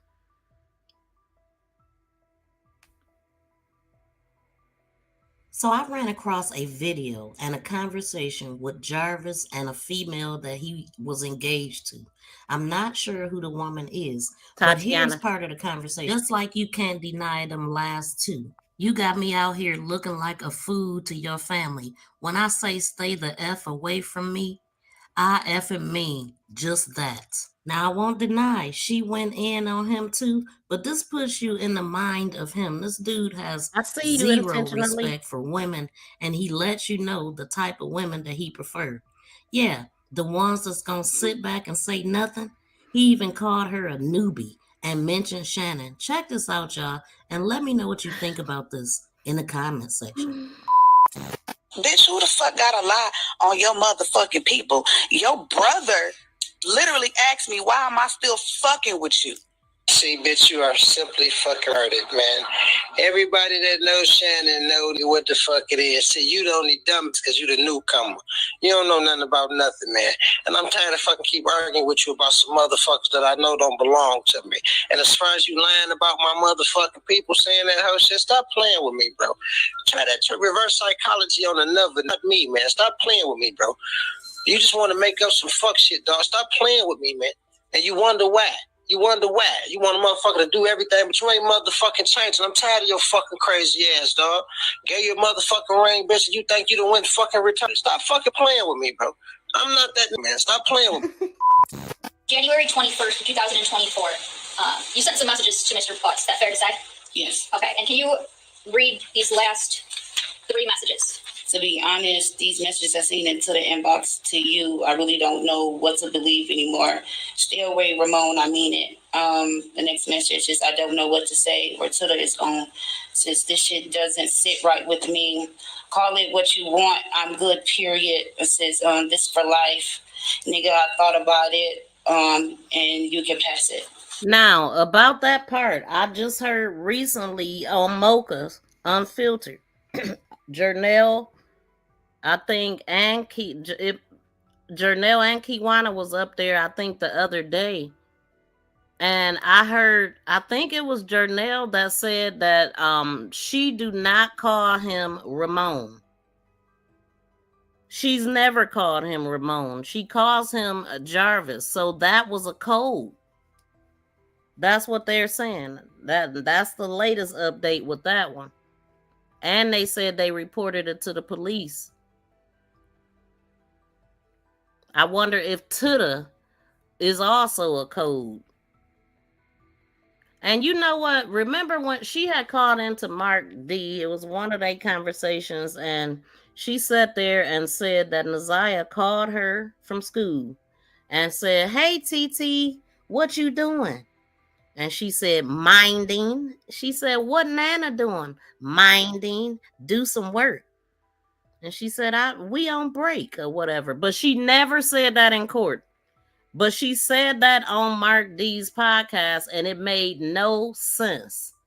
That it made her look worse to say that. Okay, so that was your last conversation with your niece, and you were mean to her. I don't know what made her tell that story, but she definitely did. Where am I? I don't remember what all I got on here. I might stop it because hold on. And don't call me. No need to explain shit. I already see it. Okay. So you were referencing some messages that you saw in Tana's inbox. Correct.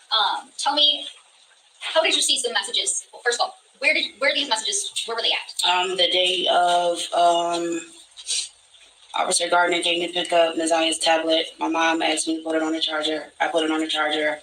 Officer Gardner, after that, Officer Gardner called and said she's on her way. Before the tablet was picked up, I looked inside to the tablet. Look how the judge leaned in for that answer. She couldn't wait. Like, what did you do? So again, that tablet, I feel like it was. I know that she had multiple tablets, but that sounded like it was her school one to me. Then they talked about a laptop too. They took their time coming to get that tablet too. But do we really believe that she waited till they called to say we on our way to get it, to plug it in, to look in it? That makes no sense. First of all, the first reason why it don't make no sense is because if you was really sincerely looking for her, you would have been plugged that in and looked at it to see what was the last thing she did on that tablet. So the fact that she waited until they said they was coming to pick it up to do it, that's shady in itself. Makes no sense to me. Liar. She has 2 passwords that I normally know. So one of them is referenced for her brother's birthday, and the other one is referenced for my password. So she got her passwords the whole dang on time, and if she didn't have them, when she sent them to Jarvis, she would have got them then. But she knew the tablet, the everything. She been watching the whole thing go down the whole time, because Jarvis just told us everybody already know what it is with Shannon. You the only dumb bee because you the newbie and all this, or whatever he just said. Because Shannon is the one to supply the children. She feeds the belly of the beast. The Harris household appeared to do that. And it started way before she was born, in my opinion. I believe they was fed to the belly of the beast too, because how do you have a kid in high school by a damn security guard? That's crazy. Older guy. First child. So I put the first password in, it didn't work. So I put the second password in. So the first thing I went to was Instagram, which I was scrolling. And I seen Jarvis Butt's Instagram page. I clicked on his page. Period. And I seen 2 messages. All of them. What were the messages that you saw? Who were they between, first of all? Naziah, my niece, and Jarvis. Okay. And what were the messages that you see? It was roughly 2 messages that I have seen that I can recall. Were the messages of a sexual nature? No. Okay. And you said you saw 2 messages? Yes. Okay. Did you see anything else? It was two sent pictures, but you can't really make anything out. There wasn't nothing there, but it was a picture was sent. Okay. What did seeing those messages, what did they cause you to do? Well, when I see no messages, I called him and Jarvis Butts. Okay. Called him while he was at work, asked him, what is these messages I seen between you and my niece? And he said, what messages? I said, it's 2 particular messages that states out in this picture. And he stated that, I don't know, these messages. I told him what the messages were. And he said it was probably our children was messaging him. And I stated no, because I know how our children will text. Okay. And reading those messages, is that what caused you to text Mr. Butts, yes. Mr. Butts, in that you see the messages in the inbox and you don't really know what to do anymore? Correct. Okay. Yeah, so in interrogation, he talked about those messages that was sent a picture, and it was her naked. He said it in interrogation. This dude told on himself the whole time. He really did. So if y'all haven't checked out my playlist, there's 76 videos in this, and this is what I was saying, like when this stuff pop up on here, you can click on it. Like if you're not subscribed, you could click here to subscribe, and then if you want to go to the next video, you just click there.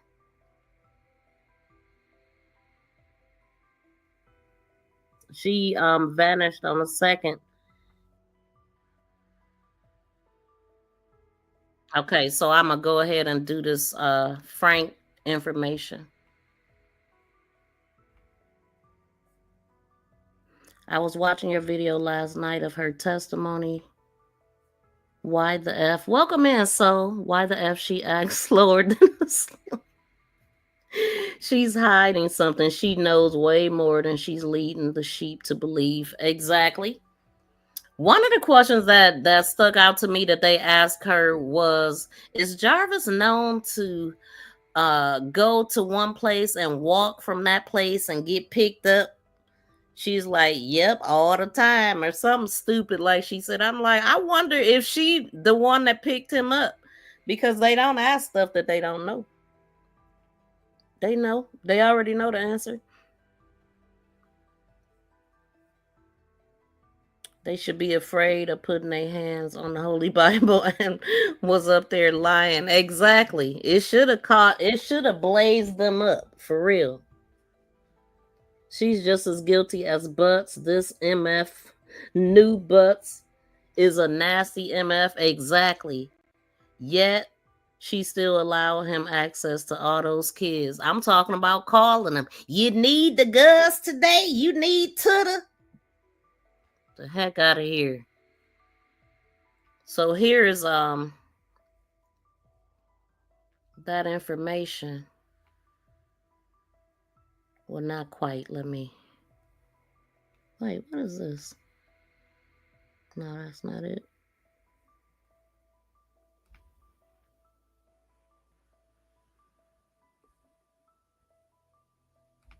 Were you and Jarvis raised by your grandmother? For the most part. And were there some events surrounding her death that related to your relationship with Jarvis that impacted some things? No.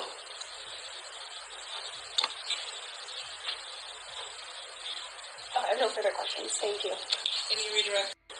Are you a true crime sleuth looking to binge watch great content? Come on into my channel where I have a variety of videos, shorts, live streams, podcasts, playlists, members only videos, and also we have Posts. Posts is a place where I share upcoming live streams, videos, calls to action, polls, quizzes, pictures, and ongoing conversations. Stand out and become a member with badges and special members emojis. Thank you for your like and subscription.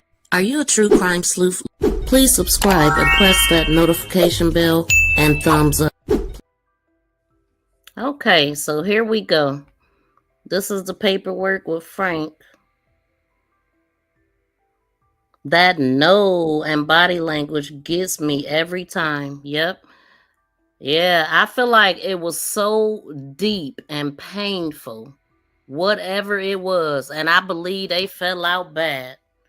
I wish, I want to know too, so bad. And I wonder if it's gonna come up in trial. Y'all know the another case conference is coming up in June. Is it June 20th? And then October 6th is the trial. Okay, so let me go to that.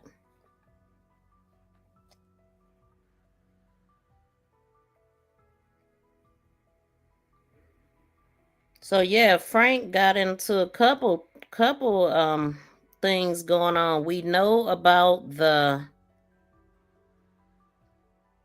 wait, hold on. There was a dumping incident back in October 19th of 2018, where he tire dumping suspect accused of erasing the hard drive.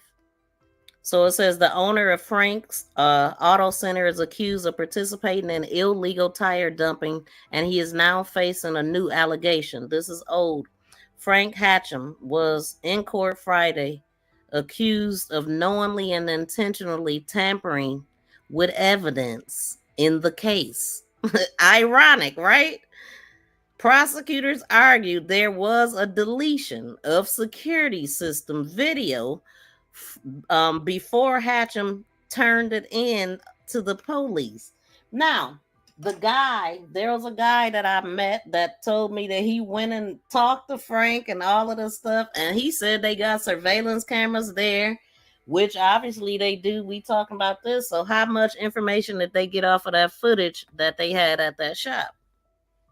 I wonder. But see, he do this stuff too. So you indicated that the system function was set to delete, said the Assistant Wayne County Prosecutor Elizabeth Mullins from Wayne County Prosecutor's Office. You indicated that the system function was set to delete. So the function to erase the hard drive was activated, the sergeant says. But Hatcham's attorney worked the chip away. The Hatcham's attorney worked to chip away at the sergeant's credibility, stating anyone, including the investigators who handled the system, could have erased the video. That flew. He accused them of erasing it. It wasn't him, boss. It was y'all. So there were multiple people who had access to the DVR while it was at the Detroit Police Department. And that says his lawyer said that. And so Frank has maintained his innocence. So back in July, a resident said she saw Charles. That's just ironic. You know, Annette was married to a Charles. But back in July, a resident says she saw Charles Wilson dumping tires in her neighborhood. And you know what? This Charles I'm looking at could be Annette's old Charles. I didn't even think to put it in. I don't know though, but yeah, it was a picture of Frank and an older black man next to him, but I don't know if it was with this incident or not. So what I'm looking at is that Frank, he sent other people to do his dirty work. He sent Charles to go dump him, and then he could say it wasn't him. He ain't dump him. It was Charles. But anyway, so Charles Wilson dumping the tires in her neighborhood. She seen him. So she followed Charles and his truck. She followed him and his truck. And Wilson was seen going back to Frank's Auto Center, where she saw him stacking up another load of tires to go dump them somewhere. But Frank's attorney says his client is innocent and has no reason to tamper with no evidence. And then Miss Johnson testified that she did not see my client dumping tires. See, they didn't see my client. They seen Charles. She described the African-American male. Y'all see that? After hearing both sides, the judge was clear on his position. Illegal dumping has been allowed to continue to go for too long in the city of Detroit. So the court does find there's probable cause that the felony offense charge was committed in the city of Detroit. And there's probable cause the defendant committed the offense. So the case is now bound over to Third Circuit Court, which put it on track for trial. And city leaders say they hope today's court proceedings send a strong message. So that was that on that. That was that case. And this article is coming from Fox 2 Detroit, and it was written October 19th, 2018. But then this stuff that I'm about to talk about here with the Valvoline, it should have a date there, but I can't see it on that copy. Let's go here. So all around the city. I agree, Shauna. Welcome in, James Money. Thanks for coming to both of my live streams. I appreciate it. Yeah, y'all, please smack the thumbs up. Noah Congressman Tanner. Ain't no MF way investigators gonna accidentally erase anything. That sounds foolish. Well, you never know now, but yeah, this Frank we talking about, you right.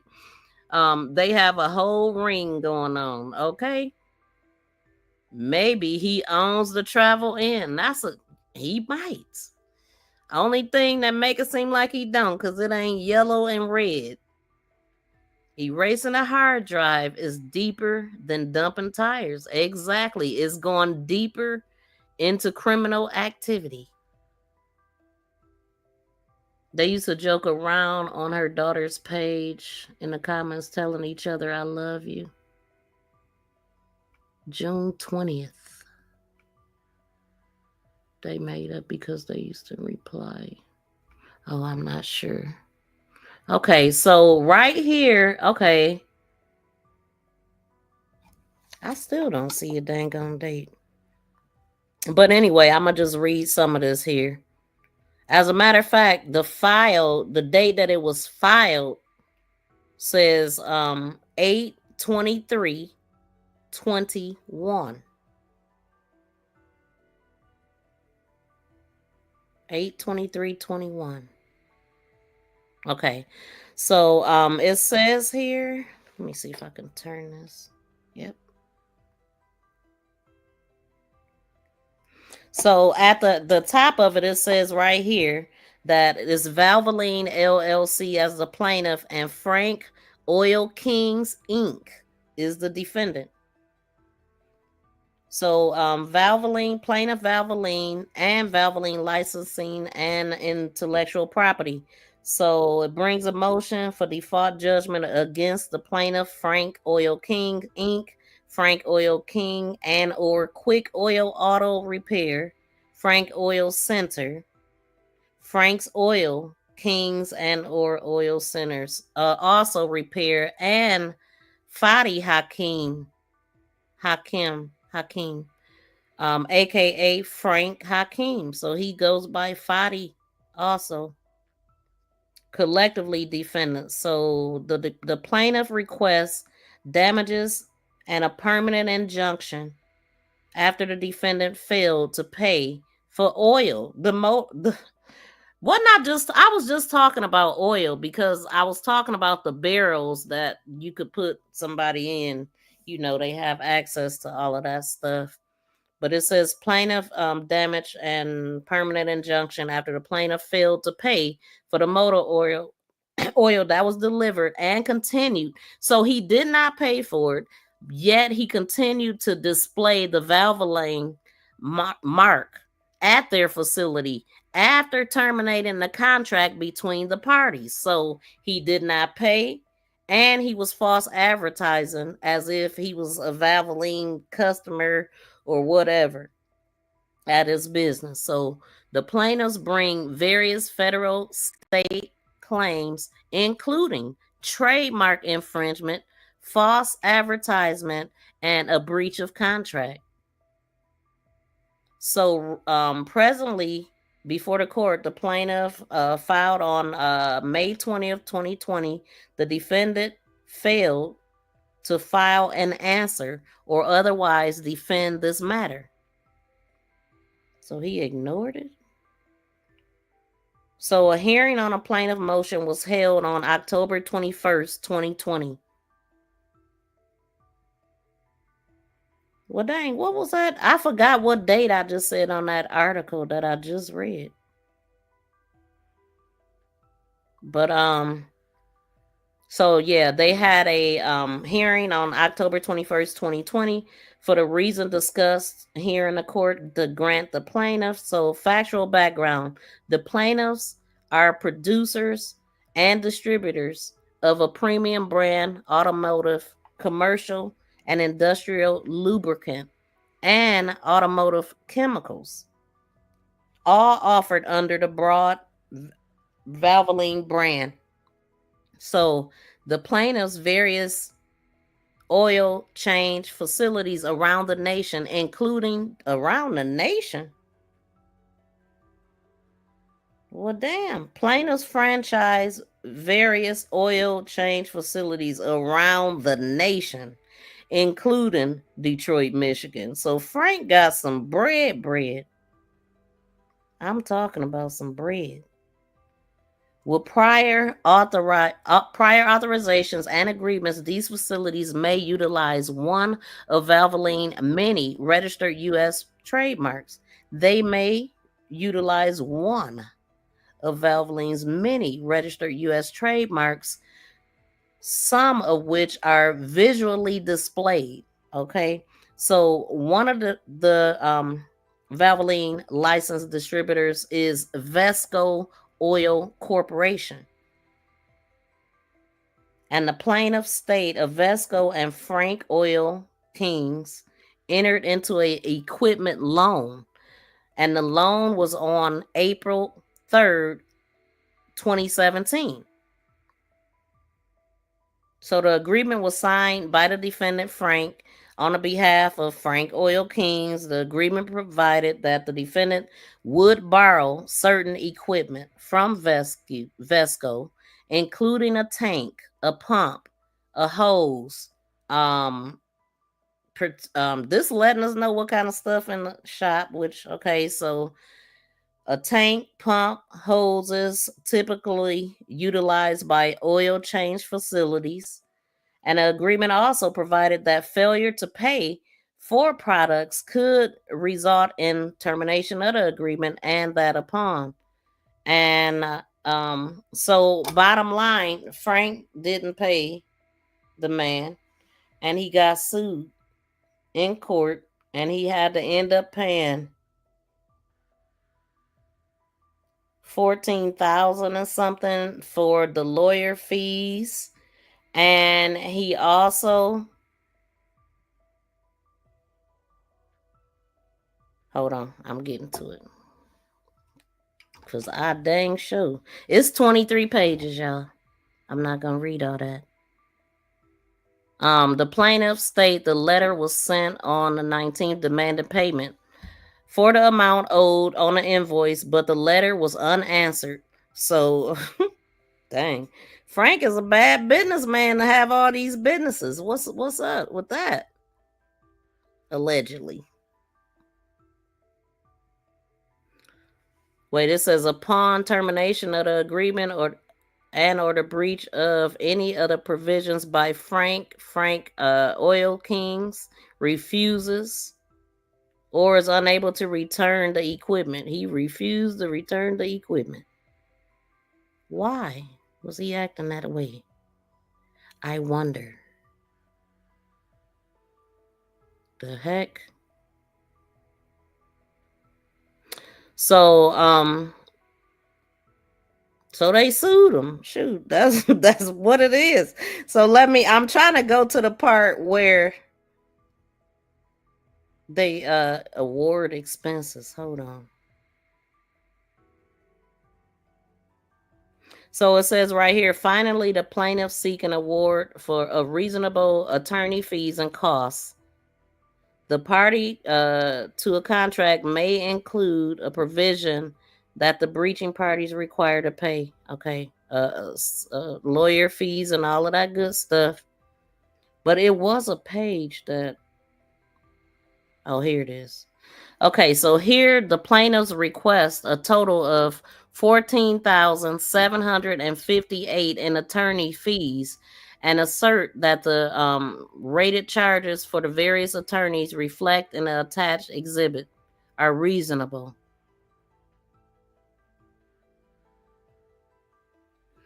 The plaintiff have submitted 4 different attorney biographies describing their legal specialty, rate, charge, and preferred rates. So the attorney hourly billing rates range from $225 for one attorney and $440 to $460 for a different attorney. And they also getting them for the trademark infringement, because it sounded like they was no longer under contract and he was just perping using their name and without their permission. So that's a mess. What y'all think about old Franco with all this? Scammers, okay? Cynthia says scammers. That's exactly what that is. Scheming and scamming. Shout out to Chill Will. Ain't that crazy? Thank you for informing us on so much. Oh, thank you for tapping in. Thank you so much. Yeah, y'all, this is a lot. But it was something. It was some other fees. I'm trying to, let's see. Wow. Okay, so it says further. It is further ordered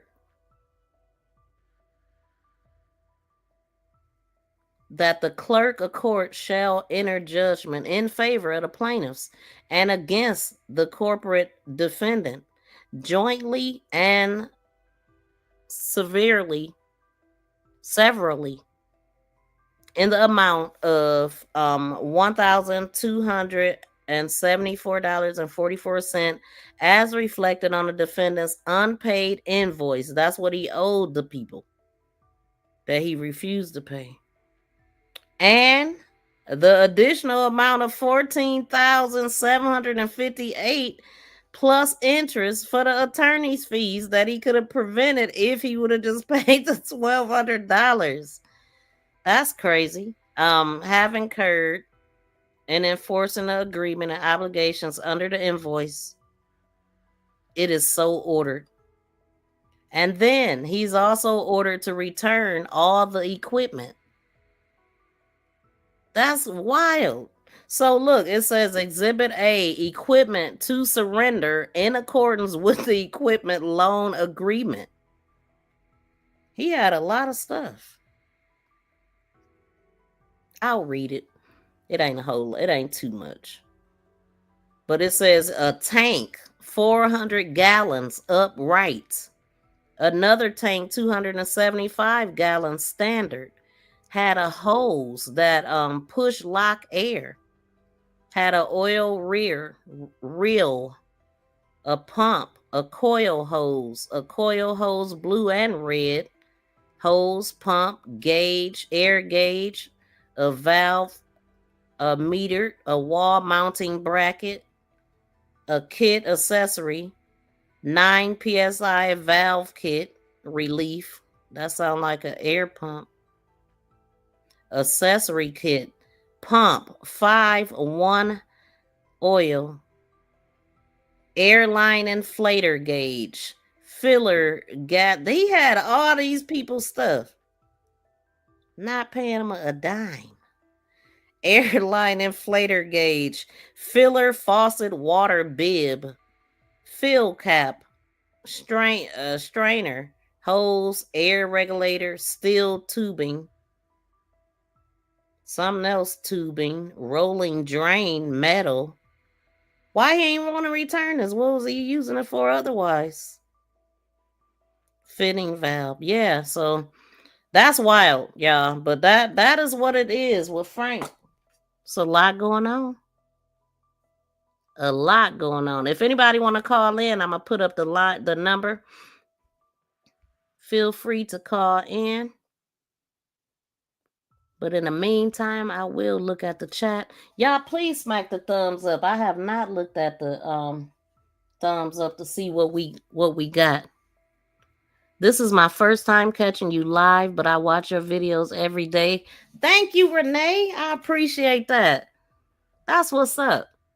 Y'all can always talk to me in the chat. I do my best trying to keep up with those comments and It was a couple of good ones that I was going to talk about, but I don't remember what the topic was now. Let's see. I'm so happy you called me live. He has a lot of money, so he must be a Taliban. He's a damn crook.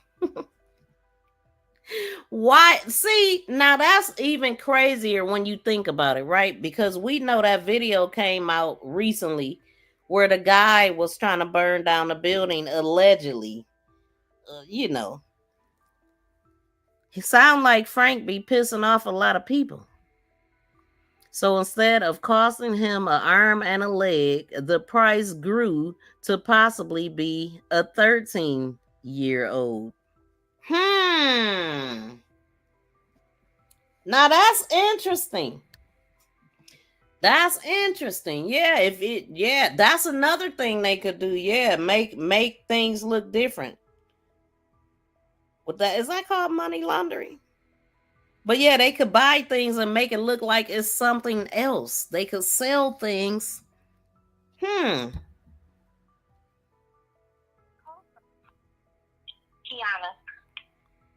To accept, press 1. To send a voicemail, press 2. Hey caller, what's your name and where you calling from? Hi, my name is Key and I'm calling from Philly. Shout out to Philly. How you doing, Key? I'm doing well. What you want to tell us? I was calling in about the live. I was in the live chat. Uh-huh. And I was calling in to talk about the crazy looking baby mama. Oh, okay. What you think about her? Well, I was wondering why she didn't go to jail for what she did to Jarvis, but then when you was reading the letter, it showed that maybe she didn't go to jail because she had some type of mental issue going on. I don't know if they don't arrest them when they do stuff to kids. They just I wonder, because she definitely should have went to jail. It ain't no statute of limitations on that. So I don't know. And that made me think of what that guy allegedly did to ZIYAH, the one that lives next door. He didn't go to jail either. Nope. So I wonder because they have like autism or intellectual disability is the reason why they didn't get locked up for that. See, now her son did say they got taken away because I guess they found out how old Jarvis was. Because the other kids didn't get taken away, but the baby she had with Jarvis, when she was born, they took all them kids. They took the kids then. So that may have been the reason, but she just didn't get locked up. Now you just made me think. I mean, maybe they keep these type of people around so they could be the fall guys. I don't think so. I don't know. It just made me think like maybe that's why she didn't get arrested, because he was underage and she was in her 20s. So. Yeah, definitely he was underage. I think she in her 60s now. I'll have to. Her 50s. I had looked her up before, and she's in her 50s. I gotta. She would have been in her 20s when she had her baby. She definitely look again. I don't. She look. You could just tell something ain't right. She ain't rich, okay? Yeah, you can definitely tell it's not all there. Did you try reaching out to her son to see? Because he hopped on the TikTok channel, so maybe since it got real big now. Well, that's when he got on the TikTok channel, it was already big. So I don't know. No, but I will though. I will, because he is funny. If it's the one I'm thinking, well, I don't know how. Did you happen to see how many sons she had? Did she only have 2 sons? No, but she got a lot of kids. She got a lot of kids, so that's why it made me think like if she had all them kids, they didn't take them away, so they must have took them away when they found out how old Jarvis was. Well, he said because he said they did take them away. So she had another set of kids. Is that what you're saying? No, the one her older kids. That's who I'm talking about. The one she used to beat on. I said they didn't take them away from her, but they took. Well, they did take him away, but they didn't take him away until she had the baby with Jarvis. Oh. So I'm guessing they took him away because he was underage, but she just didn't get arrested. I'm gonna have to look into some other things to see if I can find that. You read it on the when you was like she used to beat her kids and argue with them, so they took all the kids away. But I'm talking about like possibly if she went to court for when the child was born for Jarvis, because that was something different. Yeah, they didn't even mention that. That was weird. They didn't even mention that in the when she tried to get her kids back. Nope.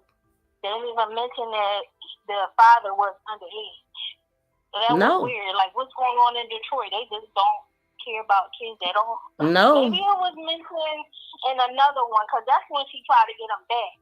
Maybe it's another document that we just haven't seen where they mention that. And that's why I said I got to do some research, because I want to find that earlier paperwork. Yeah. From like the 90s. Now somebody, I remember in the chat when Shank Rock, when he first did a video about it, somebody said that lady worked with Jarvis' mom. She does? And that's how she got access to Jarvis. Jarvis' mom, she was on drugs, but she was always in his life. And they used to work together at a restaurant. So that's how she got in there with Jarvis and started messing with him. But I don't know exactly what age she started messing with him. Interesting, because I hadn't heard that yet, but I assumed she knew either Annette or the Jarvis people, and I thought maybe they all was, you know. Jarvis' mom, she was friends with Jarvis' mom. They worked in a restaurant together, and that's how she met Jarvis. And they said that his mom never reported it. Wow, because she probably she allowed it, obviously. I wonder if she got a cut or something. Yeah, and then she was on drugs. You know, people do weird stuff. She probably was selling him. That's what she was doing. Maybe. I feel like something happened way before that. I feel like he was touched by men and women way I do before. too. Yep. That crazy looking lady. I believe that whatever he was doing with the girls and stuff, that's what they was doing to him. I believe his mother was trafficking him out there. I don't say anything about his, like, say that she was selling him or anything, but I personally believe something happened to him way before the age of 13 when he said he met that lady. Well, everything is alleged, but we know when people do drugs, they do all kind of stuff to get to that pipe, you know, and the kids get served all up. The older women want him. That's what. Even before his mom. Yep, I heard him say that. He sure did. And I don't remember if you remember, he told the detective that the women used to say he looked like Genuine. I seen that on TikTok somewhere. It was probably them older women, but you look like Genuine. Wait, who? Jarvis said that? That's what he allegedly told the detective. I seen it on TikTok. Really? When the case really blew up, they said that he had told the detective that he looked like, that the lady used to tell him he looked like Genuine. Wow. Yeah, he thought he was impressing somebody in there. It must have been on one of them bad audio tapes that I didn't listen to. You can't really hear it too good. Yeah, I wasn't straining my ears for it either. So I missed that part. Yeah, I didn't hear it either. Nobody really got the clear audio from it. I got a clear audio. You do? I gotta go back and search the video. I'll show you where it's at too when you drop down. That part being in there. Maybe that was just something that they put out, like in the one of the, I guess, papers or whatever. One of his fans might have heard it because they listened in that close because they cared that much. Yeah. That's what happened. I did find her daughter's Facebook page because she was arguing in the comments with Kenya and me. So. Oh, can you do me a favor and send it to this phone? Can you text it to me? I I can text it to you. I had to go all the way back on Mark V Live from last year. Oh, I thought you had it. Oh, okay. No, I should have took a picture of it. Oh, man. On Mark V Live, she had asked in the comments like, "Who's Kenya?" And Kenya came in all mean and angry, and all she did was ask what was her name. Dang. So the daughter's real pretty. She kind of looks like her mom, but Jarvis color to me, and she got a son. Okay. So and on her page it say that she was born in February of 1999. So they had just took her away. If she was taken away in March, she was just born.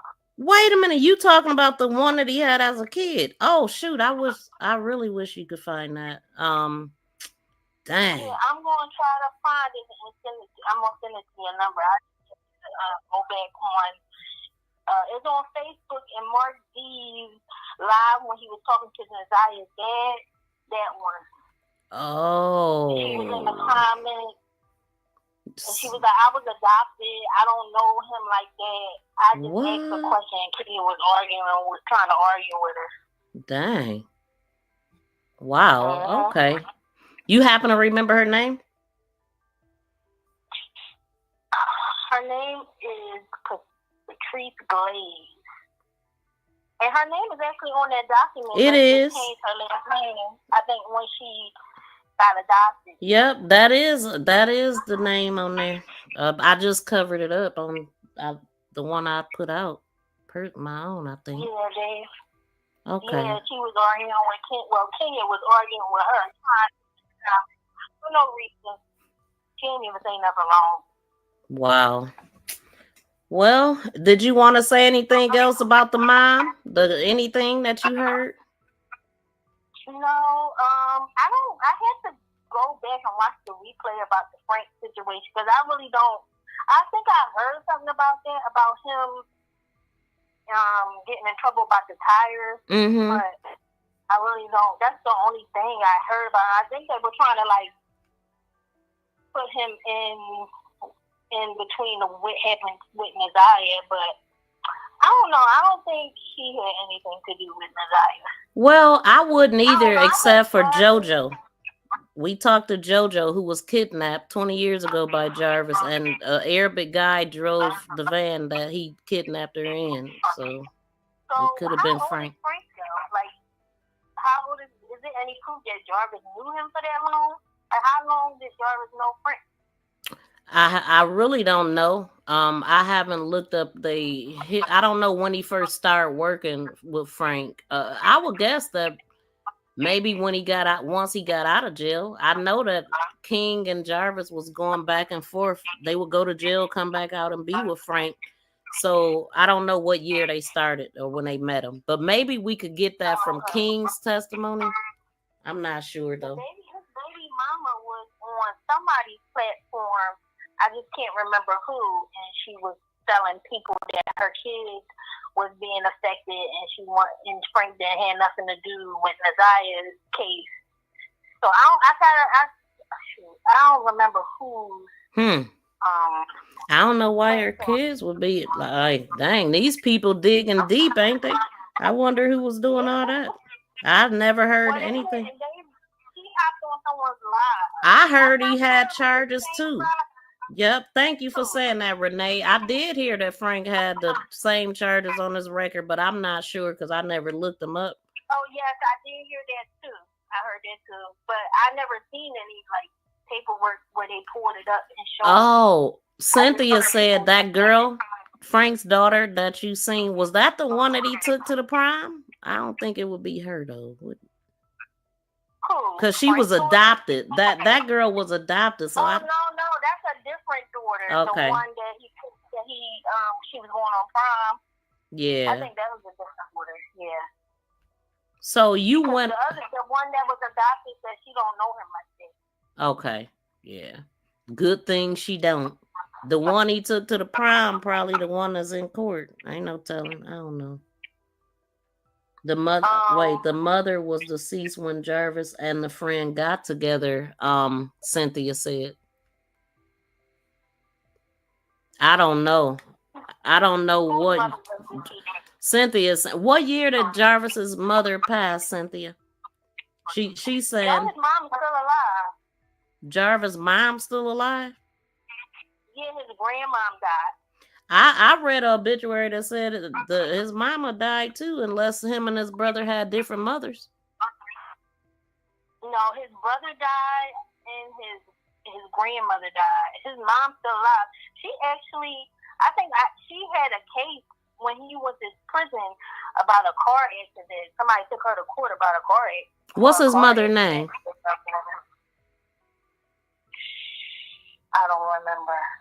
Because in that obituary, I read mother and grandmother passed, Brenda and Hattie. But I don't know if that brother that passed was his mother's child, or I don't know. I mean, yeah, I think it was Brenda Butt. Her name is Brenda Butt. If her name Brenda, she's passed away then. I don't know. Because that's what I read in the obituary. I'm going to do some research on that too, because I haven't looked. I didn't know the mother or the grandmother name. I seen a document about someone suing his mom for a car accident that happened in 2024. Really? I'm going to look. I'm going to show look. Because I haven't looked her up, but just I got... And I can send you some stuff to your phone if I find it. Yeah. This is a cell phone? Yeah, yep. Just send it to me. Even if my business line is off, I still get texts and stuff. I mean, I can still get that. And one more thing I wanted to say about the father's church. Whose father is that? Is that supposed to be Shannon's dad? Who? Which one? The Stacy Archstation? The man. Okay, so it's two different. The church, the archbishop. You talking about Annette's pastor? Yeah. So that's not nobody's dad. No, I don't think he's anybody's dad. But Kenneth calls him daddy though, and Kenneth called him dad, and also Florentino called him daddy. It's a lot of feedback on your phone. I'm not sure what's happening. Okay. I know I've seen Marquita, when I was on her page, I seen that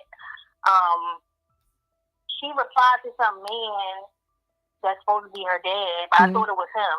It must have been someone else. Right. It was another pastor. That was what I was gonna say. It was another pastor that he said, I miss my twins or whatever. And he commented under her baby picture. That was a different pastor. Yeah. Yeah. Yeah. Well, I'm gonna get on off here so somebody else can call in if they want to call in. You answer. Thank all my you questions. so much for that information. And like I said, I was gonna send some stuff to your phone. Okay. All right. Thank you. You're welcome. I enjoy your show. I'm actually a new subscriber, so I'll be listening every day. That's what's up. I'm so happy that you joined us. You sound like a real sleuth. We Sleuth Nation over here. So welcome. Thanks for calling. Thank you. Bye. That's what's up. So she had a lot of information.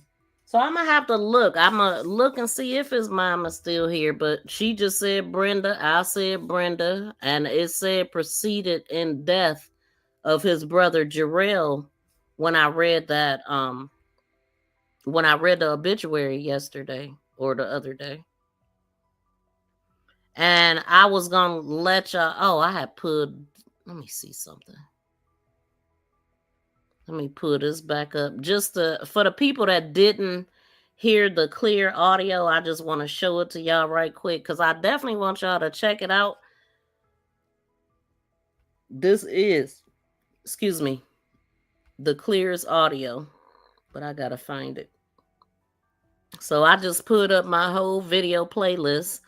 And then once you do that, you could literally just go through all of the videos and see. Once you hit play, it just play all of them. But here it is, clear audio. Hear him lying. And also keep in mind, in the interrogation room, they already know the answers to the questions that they ask. They just want to see how they lie. or not? Ain't nobody. You got them together. They know what's going on. I have them together, but they know about each other. Okay.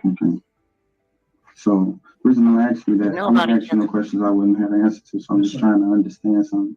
So, this right here is a brief synopsis of ZIYAH's interactions with you and your phone number that you had since 2019. And so, right here on the day that I'm concerned with, you see right here. Don't forget to be there before. Yeah, that was when she sent it. I was supposed to pick them up that day, but I never responded. You did. What I did. So then, the next one, she responded. And if you send a message, so I can delete your number. No, I don't. Like I said, they send me. Hold on. Before you explain it, just look at the times back to back. And we in school. She in school. And then right here, it tells you to respond, okay. That's you. That's received. I did receive. So, and you said, okay. Yeah. All right. Okay. So those, like I said, those are the numbers they were sending. So, okay. So, yeah, that's what we saw. Okay. All right. So, your original date was in what was your original date? November the 20th, the day before my birthday of last year. That's when it happened? Oh, no, when that case happened? No. When did you supposed to get sentenced? Because we got 2 dates. We got January. So what happened was I was supposed to get sentenced last year, the day before my birthday. So listen at how many continuances this dude had. He was supposed to get sentenced right before his birthday. We went to court with every case may be. They adjourned it to January the 9th. They adjourned it to January the 9th. So that's another continuance. That's the day we got. Right. So I had a legal issue pending. And I asked to get it extended before I could take care of my legal issue in conjunction. That was January the 25th. So after that, then they scheduled it for February the 7th. To go. Yes. 3 before the 4th time. 3 continuances before he actually got arrested. And if they would have arrested him, this would have never happened to ZIYAH. He would have been arrested. So, what's your relationship with on the day to day? Like, are y'all have any interactions? Just y'all y'all got a niece uncle relationship? Yeah, we kind of like niece uncle, and I also get her and my daughter from time to time. Well, we didn't marry him. Tonight. How you spell it? J.A. She was. N.I.Y.A.H. But go ahead. How old is she? 16. Like female 16? Okay. No, 16. Oh, I thought you said you. Anyway. So that is the clear audio. I just wanted y'all to hear it. If y'all haven't got a chance to check that out, please do. I just shared it to the community wall so y'all can see it, and I can also put the link in the chat. But I definitely would recommend that y'all pull up my playlist and just binge watch the content, because it is a lot of information that I have. And thank y'all so much for the 156 thumbs up. We got 153 in the building. See, y'all know how to play YouTube nicely. I really appreciate that.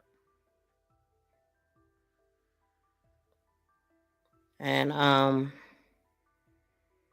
let me see. So if nobody else want to call in, I guess that is it for today. That's all I got for today. Even though I got a lot more, y'all, but I haven't put it together. Like how I was trying to put it together, and I had to play videos and stuff so I could get it together. So I'm going to come more prepared, and I'm going to look into some other stuff.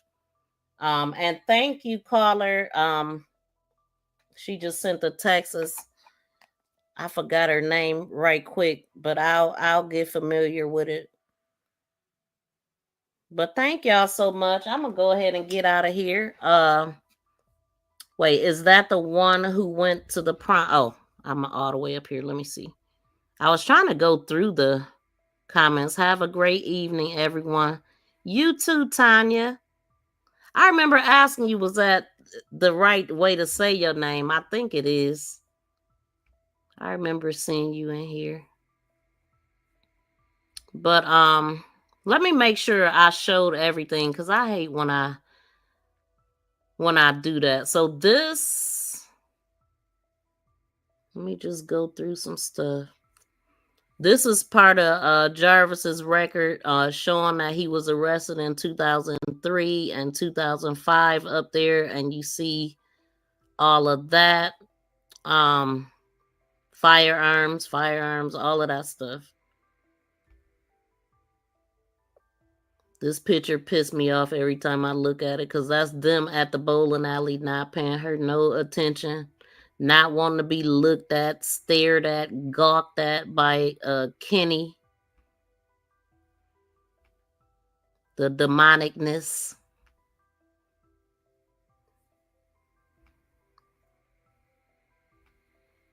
Wait a minute, I thought I put some other stuff in here. Okay, I think I showed y'all everything. And I did ask y'all if y'all thought that was the same location. And it is. You know, you could literally see down to the bushes sticking out of the gate and everything.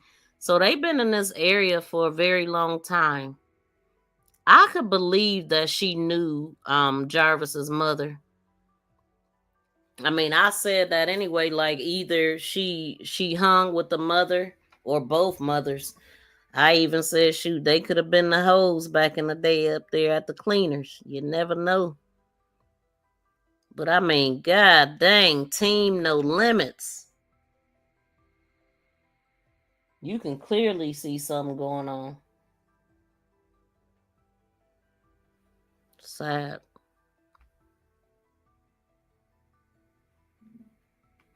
All right. Let me make sure I... You big dummy. You big... That's for sure. So these are some pictures of the cleaners as it changes. I think it's gonna, yeah. I captured a couple different pictures of the area.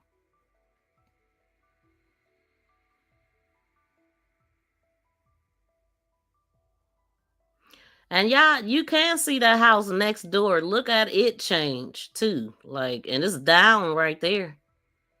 So weird. I wonder, why don't they just tear it down? I'm just confused. Why would you tear down part of it? You know, what are they doing with this thing? Are they waiting for it to be searched? Because you know how people go to their old neighborhoods and do things. I wonder how long has that woman been staying behind the church? Because it's literally right across the street from that building. So the baby mama live right here, or used to. Church grounds, they got to be very affiliated, you would think. They've been over there. See, I actually did circle. It's a lot going on over there. You get to it from that street, you turn right here. Well, actually, see the blue right there is right there. That roof right there. The smaller house. Can see the blue house from there too. Right there.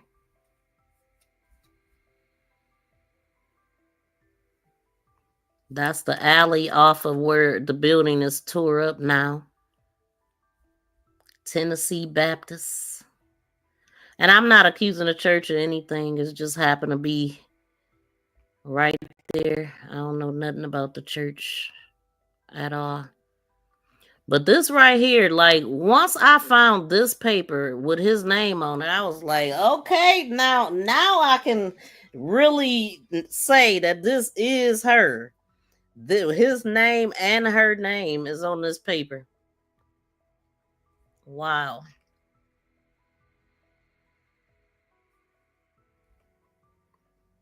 And then, like I said, that picture at the top is, I found that in 2000, on a 2023 page, because again, this woman has 1 million pages, okay?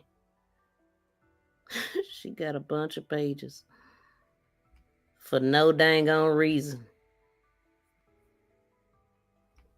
No reason at all. That looked like the church's fellowship hall to me, not a house.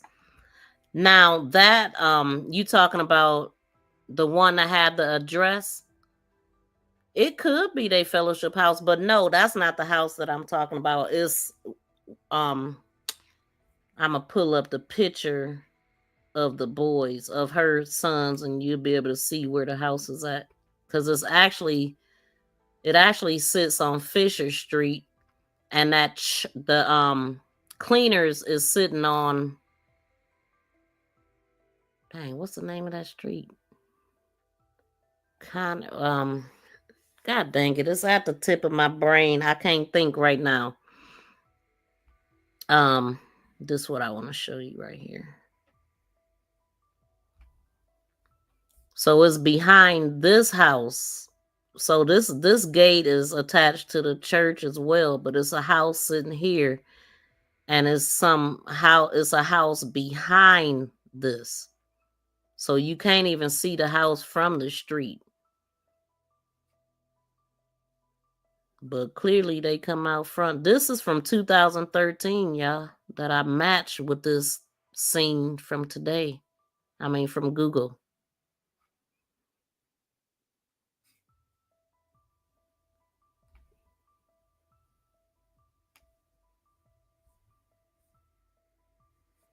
And let me see.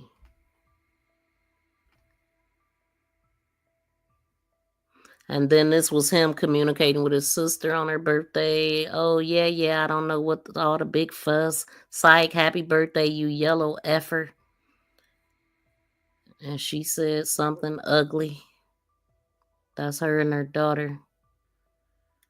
And that was, 2022 years ago. Thank you, ugly. That's what she said.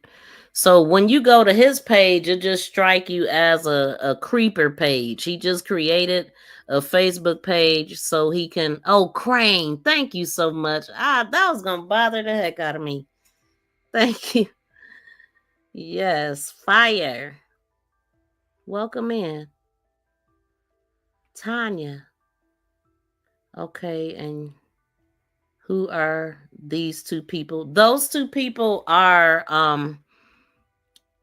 this woman here, Jarvis's first baby mama. Those are her sons. And the one whose face I didn't cover up, he passed. And this is all her pages. And it's one of these pages, she got him as a cover photo, and you could see him right behind her. But somebody said they miss him or something to let me know that he passed. I don't know how many kids she have, how many sons versus daughters. But I think that her one son that actually told on her is the same son that called him and his daddy ugly on that post. So let me look at this again. So I think you was talking about probably this brown thing, but you see that roof right there? See the roof up top? The higher, that's where the house is at. The stuff that I'm circling is not proper. That's just something that's out there. JoJo thought it was the house at first, but it's actually where there's blue at. That lower roof is the little house. Right there.